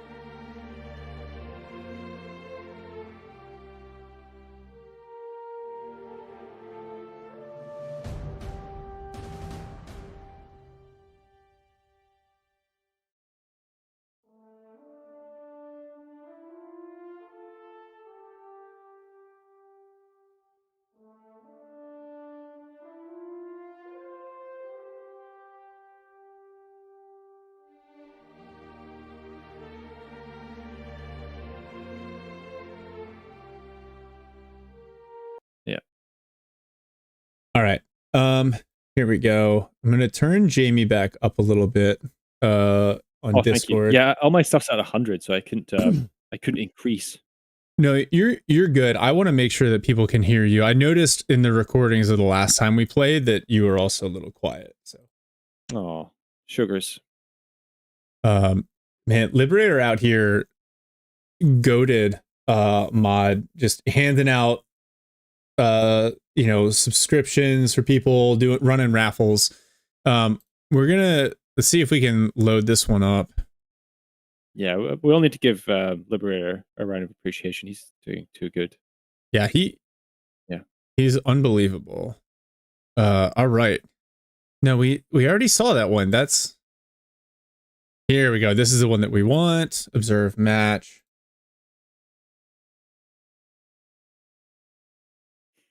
God, that Greyhound was so good, man. Well, Frosty, yep, you've won twice. I'm just gonna pause this. They're already into the game here. Perfect. Let's see. Liberator, let's do one more raffle for a DLC key as well. Endure and Defy DLC. Relic sponsoring the tournament, providing some keys. And then the other thing I want to throw out there, if you guys haven't, if you want to support the players, the prize pool for the tournament, if you do the prize pool command on Twitch, it'll show you the link. Every donation to the prize pool goes to the players. Jamie and I are not going to keep any of it. In fact, I already took $50 of Jamie's money. Okay, all right. Just keep bringing it up, buddy. Yeah. No, but so we just want to make sure that we reward these guys for the time and effort they put into playing this game, putting on a show for you all. So, yeah. Quick reminder. Everyone's in there. They're joining the raffle right now for the DLC key. You'd love to see it. And then, Jamie, you ready to kick this one off? Yes, always. Yeah, let's do it. Okay. I'm going to get my beverage in position where I can't knock it over because that would be traumatic.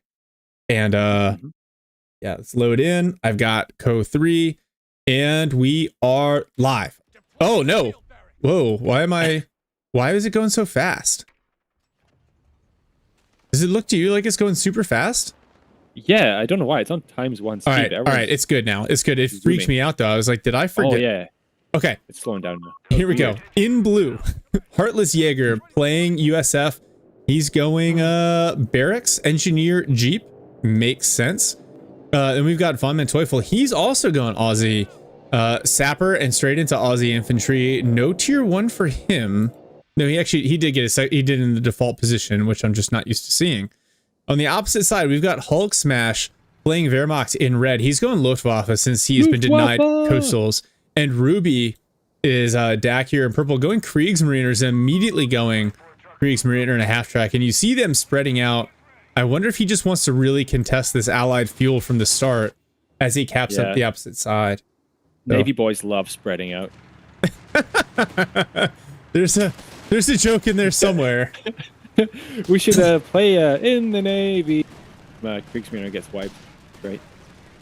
Well, I'm shocked, but we're going to see a Jeep Dingo start from the Allies.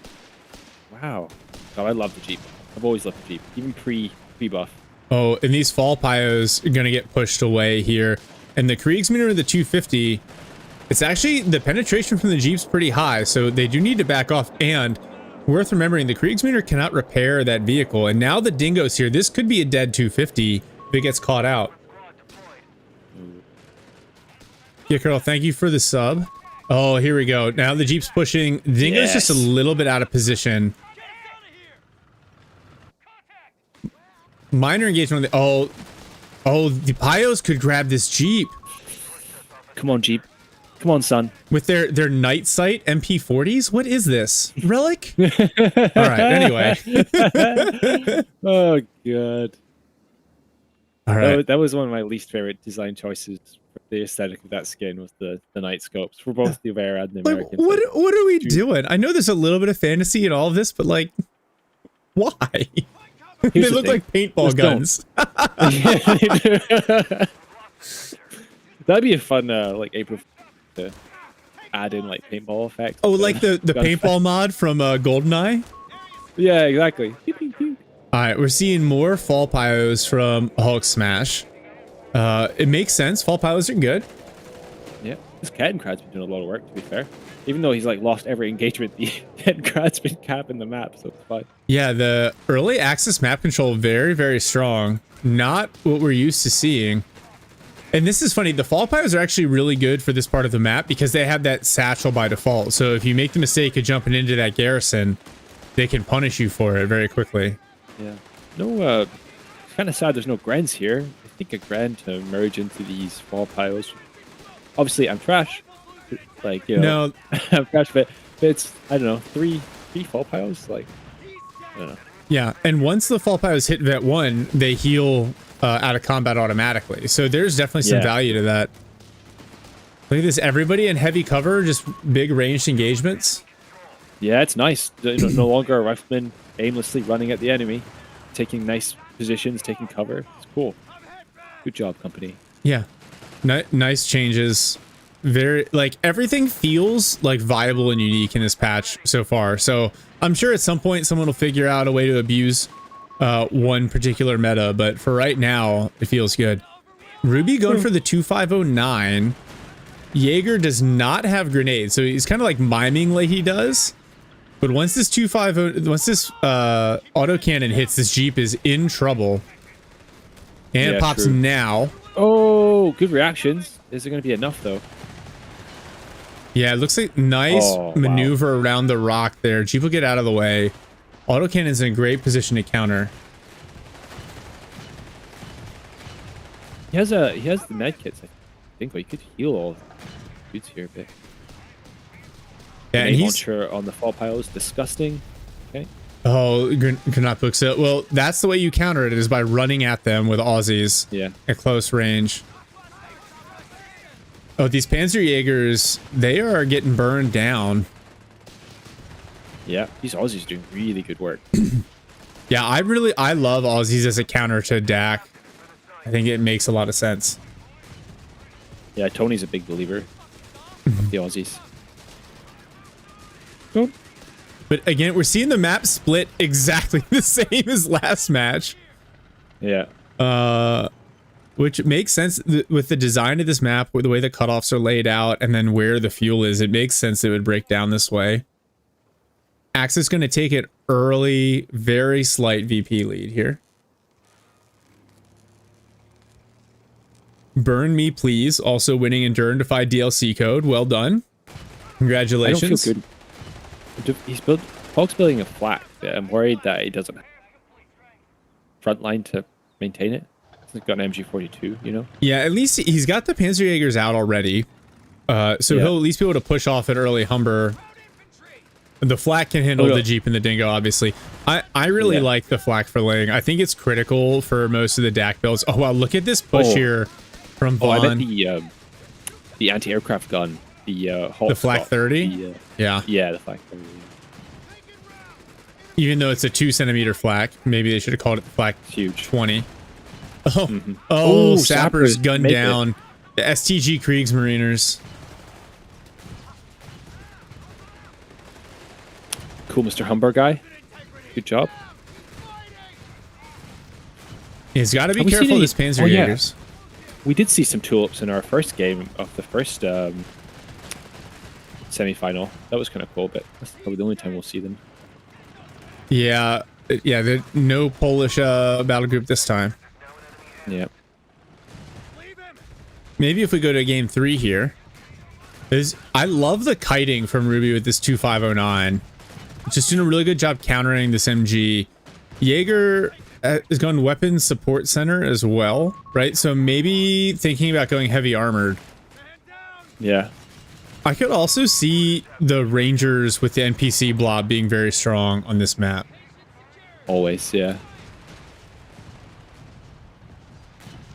Dingo, just 1 HP chilling in base. Just chilling there. Well, it looks like Jaeger's going to go repair it up. Yeah, that's nice of him. What is that? LEIG? I've seen a lot more of the LEIG play lately. Yeah, same. Oh, Especially in this tournament, actually. Hulk Smash has gone in placements. So they took away his coastals and he's playing coastals anyway. What? Oh, No I love way. this. I love this from Hulk Smash. Maybe we'll see the Flak 36 in placement. That's such a ballsy Flak 38 in placement, right in the middle. Yeah. That is very, very ballsy. And look at the forward healing as well. Look at that. Yeah, and maybe he's going to hard point here on this plus 16 as well. Ah, yeah. Oh, I called it. Rangers. We're going to see the Rangers. They're going to struggle with all these flaks, as we remember from what movie was that? Saving Private Ryan. Saving Private Ryan. Yeah, the flak just chews through the paras. That lives right free in my mind, that scene, by the way. I hated that when I was watching it the first time. Yeah, like, oh, it's rough. It's rough.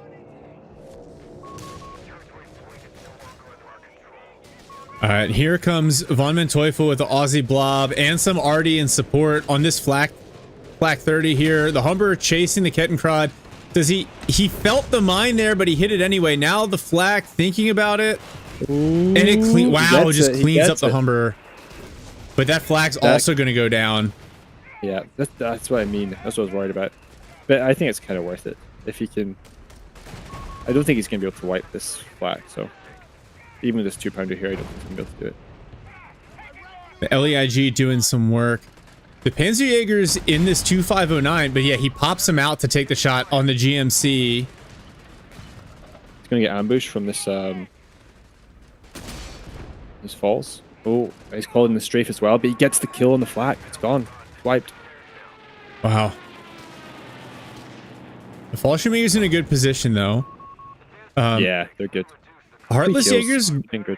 gone advanced logistics, which I get it makes sense if you want to play heavy with the Rangers, but it also feels risky to me. Oh, that GMC just barely going to escape. And just like that, the Allies Enjoyers. This is kind of funny. We had the Allies Enjoyers versus the Legendary Axis duo. But the Allies Enjoyers are playing very, very well as the Axis here. And decrewing this 2-pounder. Oh, he's doing some risky business here with the GMC. Yeah. Oh, with the Barrage? Really? Barrage? Oh! It does a lot of damage to the Ketten, yeah. It hits the Navy boys. Yeah, this 2-pounder is going to be okay. The Easy 8 battle group has been banned in several of the matches. I think was banned for this one. I can't remember off the top of my head. Yeah. I haven't really seen much. I'm not sure what the deal is with the way it's changed. Are people happier with it, or is it just the armored battle group? It's still very strong. It's still very strong. Yeah. All right, so now we see the hard point over on that plus 10 fuel for Ruby, and he's doing all the upgrades for it as well. So putting a flak term on it, as well as the resource cache. Look at this. Axis have the triple cap on at the 11-minute mark. Oh, wow. No. Ruby teching tier 4 now. I wonder if we're going to see more of the flak emplacements from Hulk Smash. 2509. No, you keep backing up. The rifle's going to hop in on it, get sight. GMC cleans it up. Nice pickup from Jaeger. So many places for these fall bonus. Here we go. Speak of the devil. Mm-hmm. Where is he putting it down? Here as well. And we see Rangers have hit the field, but they're starting at vet 0. And, we saw Smoko use Rangers to great effect in his match, but he basically waited until the rifles were vet 3 before he converted them. Yeah. Isn't that I saw people in chat talking about that. Do it.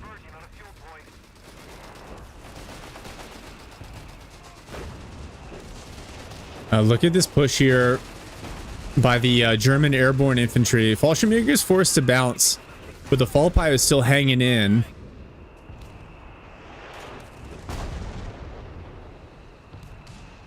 I wonder if that vet bug is still in place. We got another bunker going in the middle next to the med bunker. All pirates are building it. I assume it's going to be a machine gun bunker to cover the flak, maybe? The idea? Maybe it Or looked could off be a relay reps. point? Oh, yeah. I don't really see the do. Yeah, what? No, they stopped building it to help with the, what is it? That's confusing to me. Oh, Rangers immediately hit a mine. That's 50 manpower down the drain. Rip. Oh, mines everywhere. Now Kriegsmarine are pushing in on this plus 16. So the Axis team getting more aggressive here. Another hard point going down. It looked like another hard point was going down. Oh, and Jaeger's unlocked the big howitzer. That might be really powerful if they can survive long enough to make use of it. Strafe. Looked up a strafe. You know Aussies? Oh, is that the Fritz X? It is. It is. Ooh. He's trying to hunt the GMC. Realizes he's not going to be able to. Now he's going for... Oh, unlucky. It's a good idea. You saw him kind of change targets, but it does have limited ability to guide. At least Ruby knows how to use it. The guy in there just left it stationary. Hey, stop talking about me. Oh, Panzerjäger's still going for the Jeep. Oh, no. They get it. They get the Jeep with the commander. So getting rid of the map hacks, which should help Aussies manage that. Oh, the Aussies. Sugar plum. Oh, and they go down. No. Okay. Oh, man. Yeah. Bond's in a bit of a pickle here. He's having the opposite experience he had last game as the femboys. Oh, Yeah. They found his cache as well. Yikes. Oh, that's going to get cleared almost immediately. Yeah, this is not looking good. Look at the KD. 2-1 in favor of the Axis. Ooh. This early is rough. Yikes.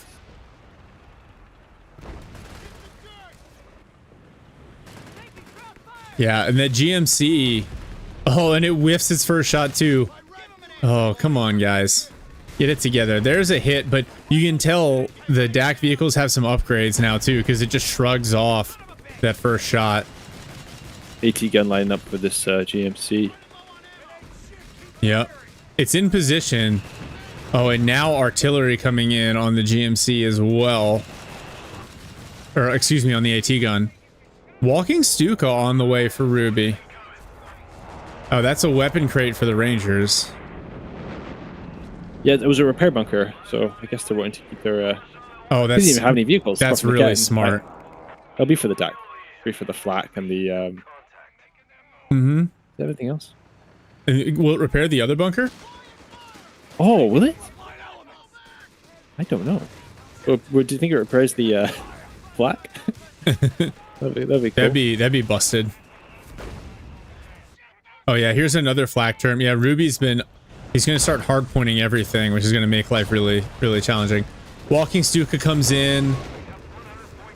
Fortunately, man, Teufel able to dodge most of the scatter, but he's just fighting to get after this VP. And all this airborne infantry here, camouflage. Rangers also unable to make any inroads. Just kind of running up the middle at these Fallschirmpios. And look at this Hulk smash with the Luftwaffe infantry. Axis is just really comfortable here. Really comfortable. Yeah. And look at the way Ruby's dug in. Oh, and yeah, that's disgusting. Now the skill plane loiter comes in. Just buy them more time. Like keep this cap going. If I meant Teufel's gone Matilda, which I like, but I don't. Flak is shredding these rifles middle. Yeah, the placement is just perfect. Man, I just don't see the Allies being able to get off this triple cap. No, 45 seconds left. No, they're wrecked, unfortunately. Oh, man. Yeah, this wins again. This looks like it's going to be it. Wow. After an absolutely insane game one, and now game two, they just picked up right where they left off. Hulk smash Ruby. Oh, another Fritz X. Let's see it. He's focusing the Matilda. Oh, look, he read it perfectly. Wow. That was a fantastic Fritz shot. Laser guided bomb. GG. Oh my goodness. That was hey, we need to clip that. That's how you use a Fritz X. That was perfect. Heartless Jaeger, 9 enemy kills, 53 lost. Oh man, that is Heartless Jaeger that's Rangers not work, like that's the downside to the Ranger pick there. Oh my goodness. Holy, that was painful. I didn't realize it was going that bad for him, to be honest with you. I knew it wasn't going great, but that's... Yeah, let's and I'm not trying to pick on him here. I'm looking at his build real quick. So he was scout, like sorry. You go ahead. 3 rifles, engineer, weapon support center, like captain, Zook squad. He couldn't get it to work against the Kriegsmariner. Yeah, the 2509 countered him, and I don't ever remember seeing grenades from him too. Yeah, 4 kills from the rifles. So I do think the Kriegsmariner do trade pretty well with the unbarred rifles in the beginning. Yeah. Thank you, Liberator. Again, goated moderator. Wow. That was wild. I imagine Jamie is on the phone because I just literally heard his phone start ringing. But look at that. I did not see that one going that quickly.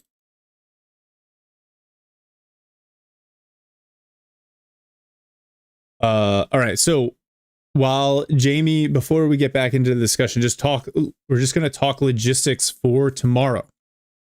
All right.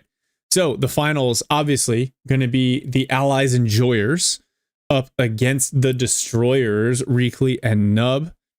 That match will start at 1400 UTC or 09 Eastern Standard Time.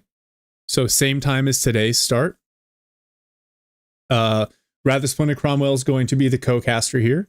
But please join us. And then that one is a best of 5. So I will chat with the teams here. The map selection will work just a little bit differently, but we'll talk about that tomorrow. And then we also have to talk battle group bans. So no more games today. Liberator, thank you for highlighting this. Frosty and Burn Me, please. Okay. Yep. I know how to get a hold of Suyara and Dexon. Frosty and Burn Me, please. Apologies. No, I'm back. You're good. I'm just going over logistics. Frosty and Burn Me, please. Send me a... Yeah, Liberator's the greatest mod. Send me a whisper on Twitch with the best way to contact you, and I'll find you and get you your DLC code. In fact, I can probably just whisper it to you on Twitch. That should be easy enough. But Jamie, just you're available at 09 for the start tomorrow, correct? Yep. Correct. Okay.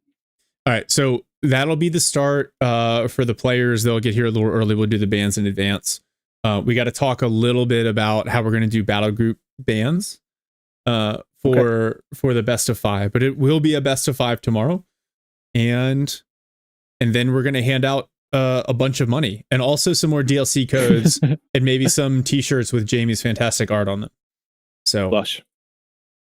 Yeah, it's really well done. Yeah, of course. This was it's a lot of fun for us, and the games have been just like absolutely fantastic. So big thanks to all of the players. Wait, how do I know to contact you? Because you already donated to the prize pool, and so I can send you an email on there. CR's like, wait, how do you have my contact info? Yeah. Bober says we have your home address, your mother's maiden name. Jamie, takeaways from this morning. I'll let you work close out for us. Oh, thanks, Shark. No pressure. Yeah, I mean, honestly, at first I was worried that because there was a kind of pattern developing about with allies, being maybe more dominant in this tournament. Mm-hmm. And I think it was almost refreshing to see the allies get absolutely clapped, like without a doubt. I think because it's easy for people to make those like patterns where it's like, oh, allies OP, look at they win every, and it kind of makes the game look bad. So it's nice to see like these high level players have a clash where it's one sided against that trend, right? For me, that was a big takeaway because I don't like it when like trends like that emerge and it makes the game look sort of tilted. So I'm glad that happened in a way. Not that I like seeing players get clapped, of course, but on that principle, I think that was good. No, but it's also like along those lines, it's good for players that are struggling, right? You're playing 2v2 and you're struggling against the allies and you're like, how do we win? And then you have this template provided for you by some of the best players in the game. And it's not just as simple as following the build order, but like the scheme of maneuver and the way these guys play. Bober, we need you at 9 a.m. Eastern tomorrow, maybe a little bit earlier. If you can mod for the final. Sorry, Jamie, continue, sir.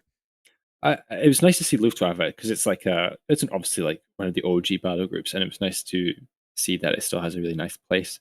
The Fallschirm, the Fallschirm camel bonus coming in, the building the emplacements and locking down a side of the map to get that big win, really early win, create a lot of that pressure. It was really cool. I enjoyed that very much indeed. Yeah, and I feel like their plan, they saw how much they had to fight over the middle VP in the first game, the one that went like 45 minutes long, and so I think they reacted to that. And he's like, "Let's lock down the middle, and Ruby, I'll trust you to win your side, and then if I'm able to win my side, then we just put that much more pressure on." And so it made a lot of sense to me. Yeah, it was brutal, and we got to see a Polston. So that was pretty. In our first game, didn't do amazing, but whatever. At least we got to see it. Well, they still won. So in games where we've seen a Polston, allies are 1-0. Oh, true. That's perfect. I'll take that to the bank. Ronnie, thank you for the donation to the prize pool. Appreciate you, Ronnie. Yeah, so kind. Bover says the biggest donor tomorrow gets 3 2v2 games with Shark. I am all about community games, but because it's the holidays, I know I'm not the only person here that has holiday stuff going on, which is why one of the reasons we split this up a little bit. I know Jamie's got stuff this weekend. He rolled straight from work over here to co-cast the second round. Havoc woke up early to co-cast the first game, so big shout out. And then I do want to shout out everyone who helped me cast the earlier iterations of this tournament. So Bober, who did a couple of the quarterfinals, Sanks, Sarge, Jamie, obviously, and Dressel. Finals are tomorrow morning. So no rest for the weary. These guys basically get 18 hours to figure out what they want to do. So Jamie, after we shut this one down, we'll chat for a minute. We'll see workshop some ideas for how to manage battle group and map bans, and then we'll just chat with the teams and be ready to go tomorrow morning. So sounds good. Yep. And then basically I think that's it for today. Any other questions from chat here from any of the group while we're here? Otherwise we're gonna shut this down and do a quick raid here. All right, cool. Silence is consent. I got a question here from cool guy number 5. He's saying, "Hey Shark, how did you get so ripped? Do you have a workout regime?" Oh, that's weird. And the conspiracy continues. Thanks, Jamie. You're welcome. Squats, deadlifts, bench press, pull-ups. There you go. Oh, okay. There you go, that guy. You're welcome. And Liberator, you read my mind. Why does it burn when I pee? You have syphilis. Go get some antibiotics. I am not a medical professional, so don't listen to me. Thank you, Frosty. We will see all of you tomorrow. Thank you, everyone, for watching. This was super fun. I will immediately get to work on cutting these videos together and throwing them on YouTube. And now enjoy some really high quality play from our boy Havoc. All right, later, everyone. Ta-ta.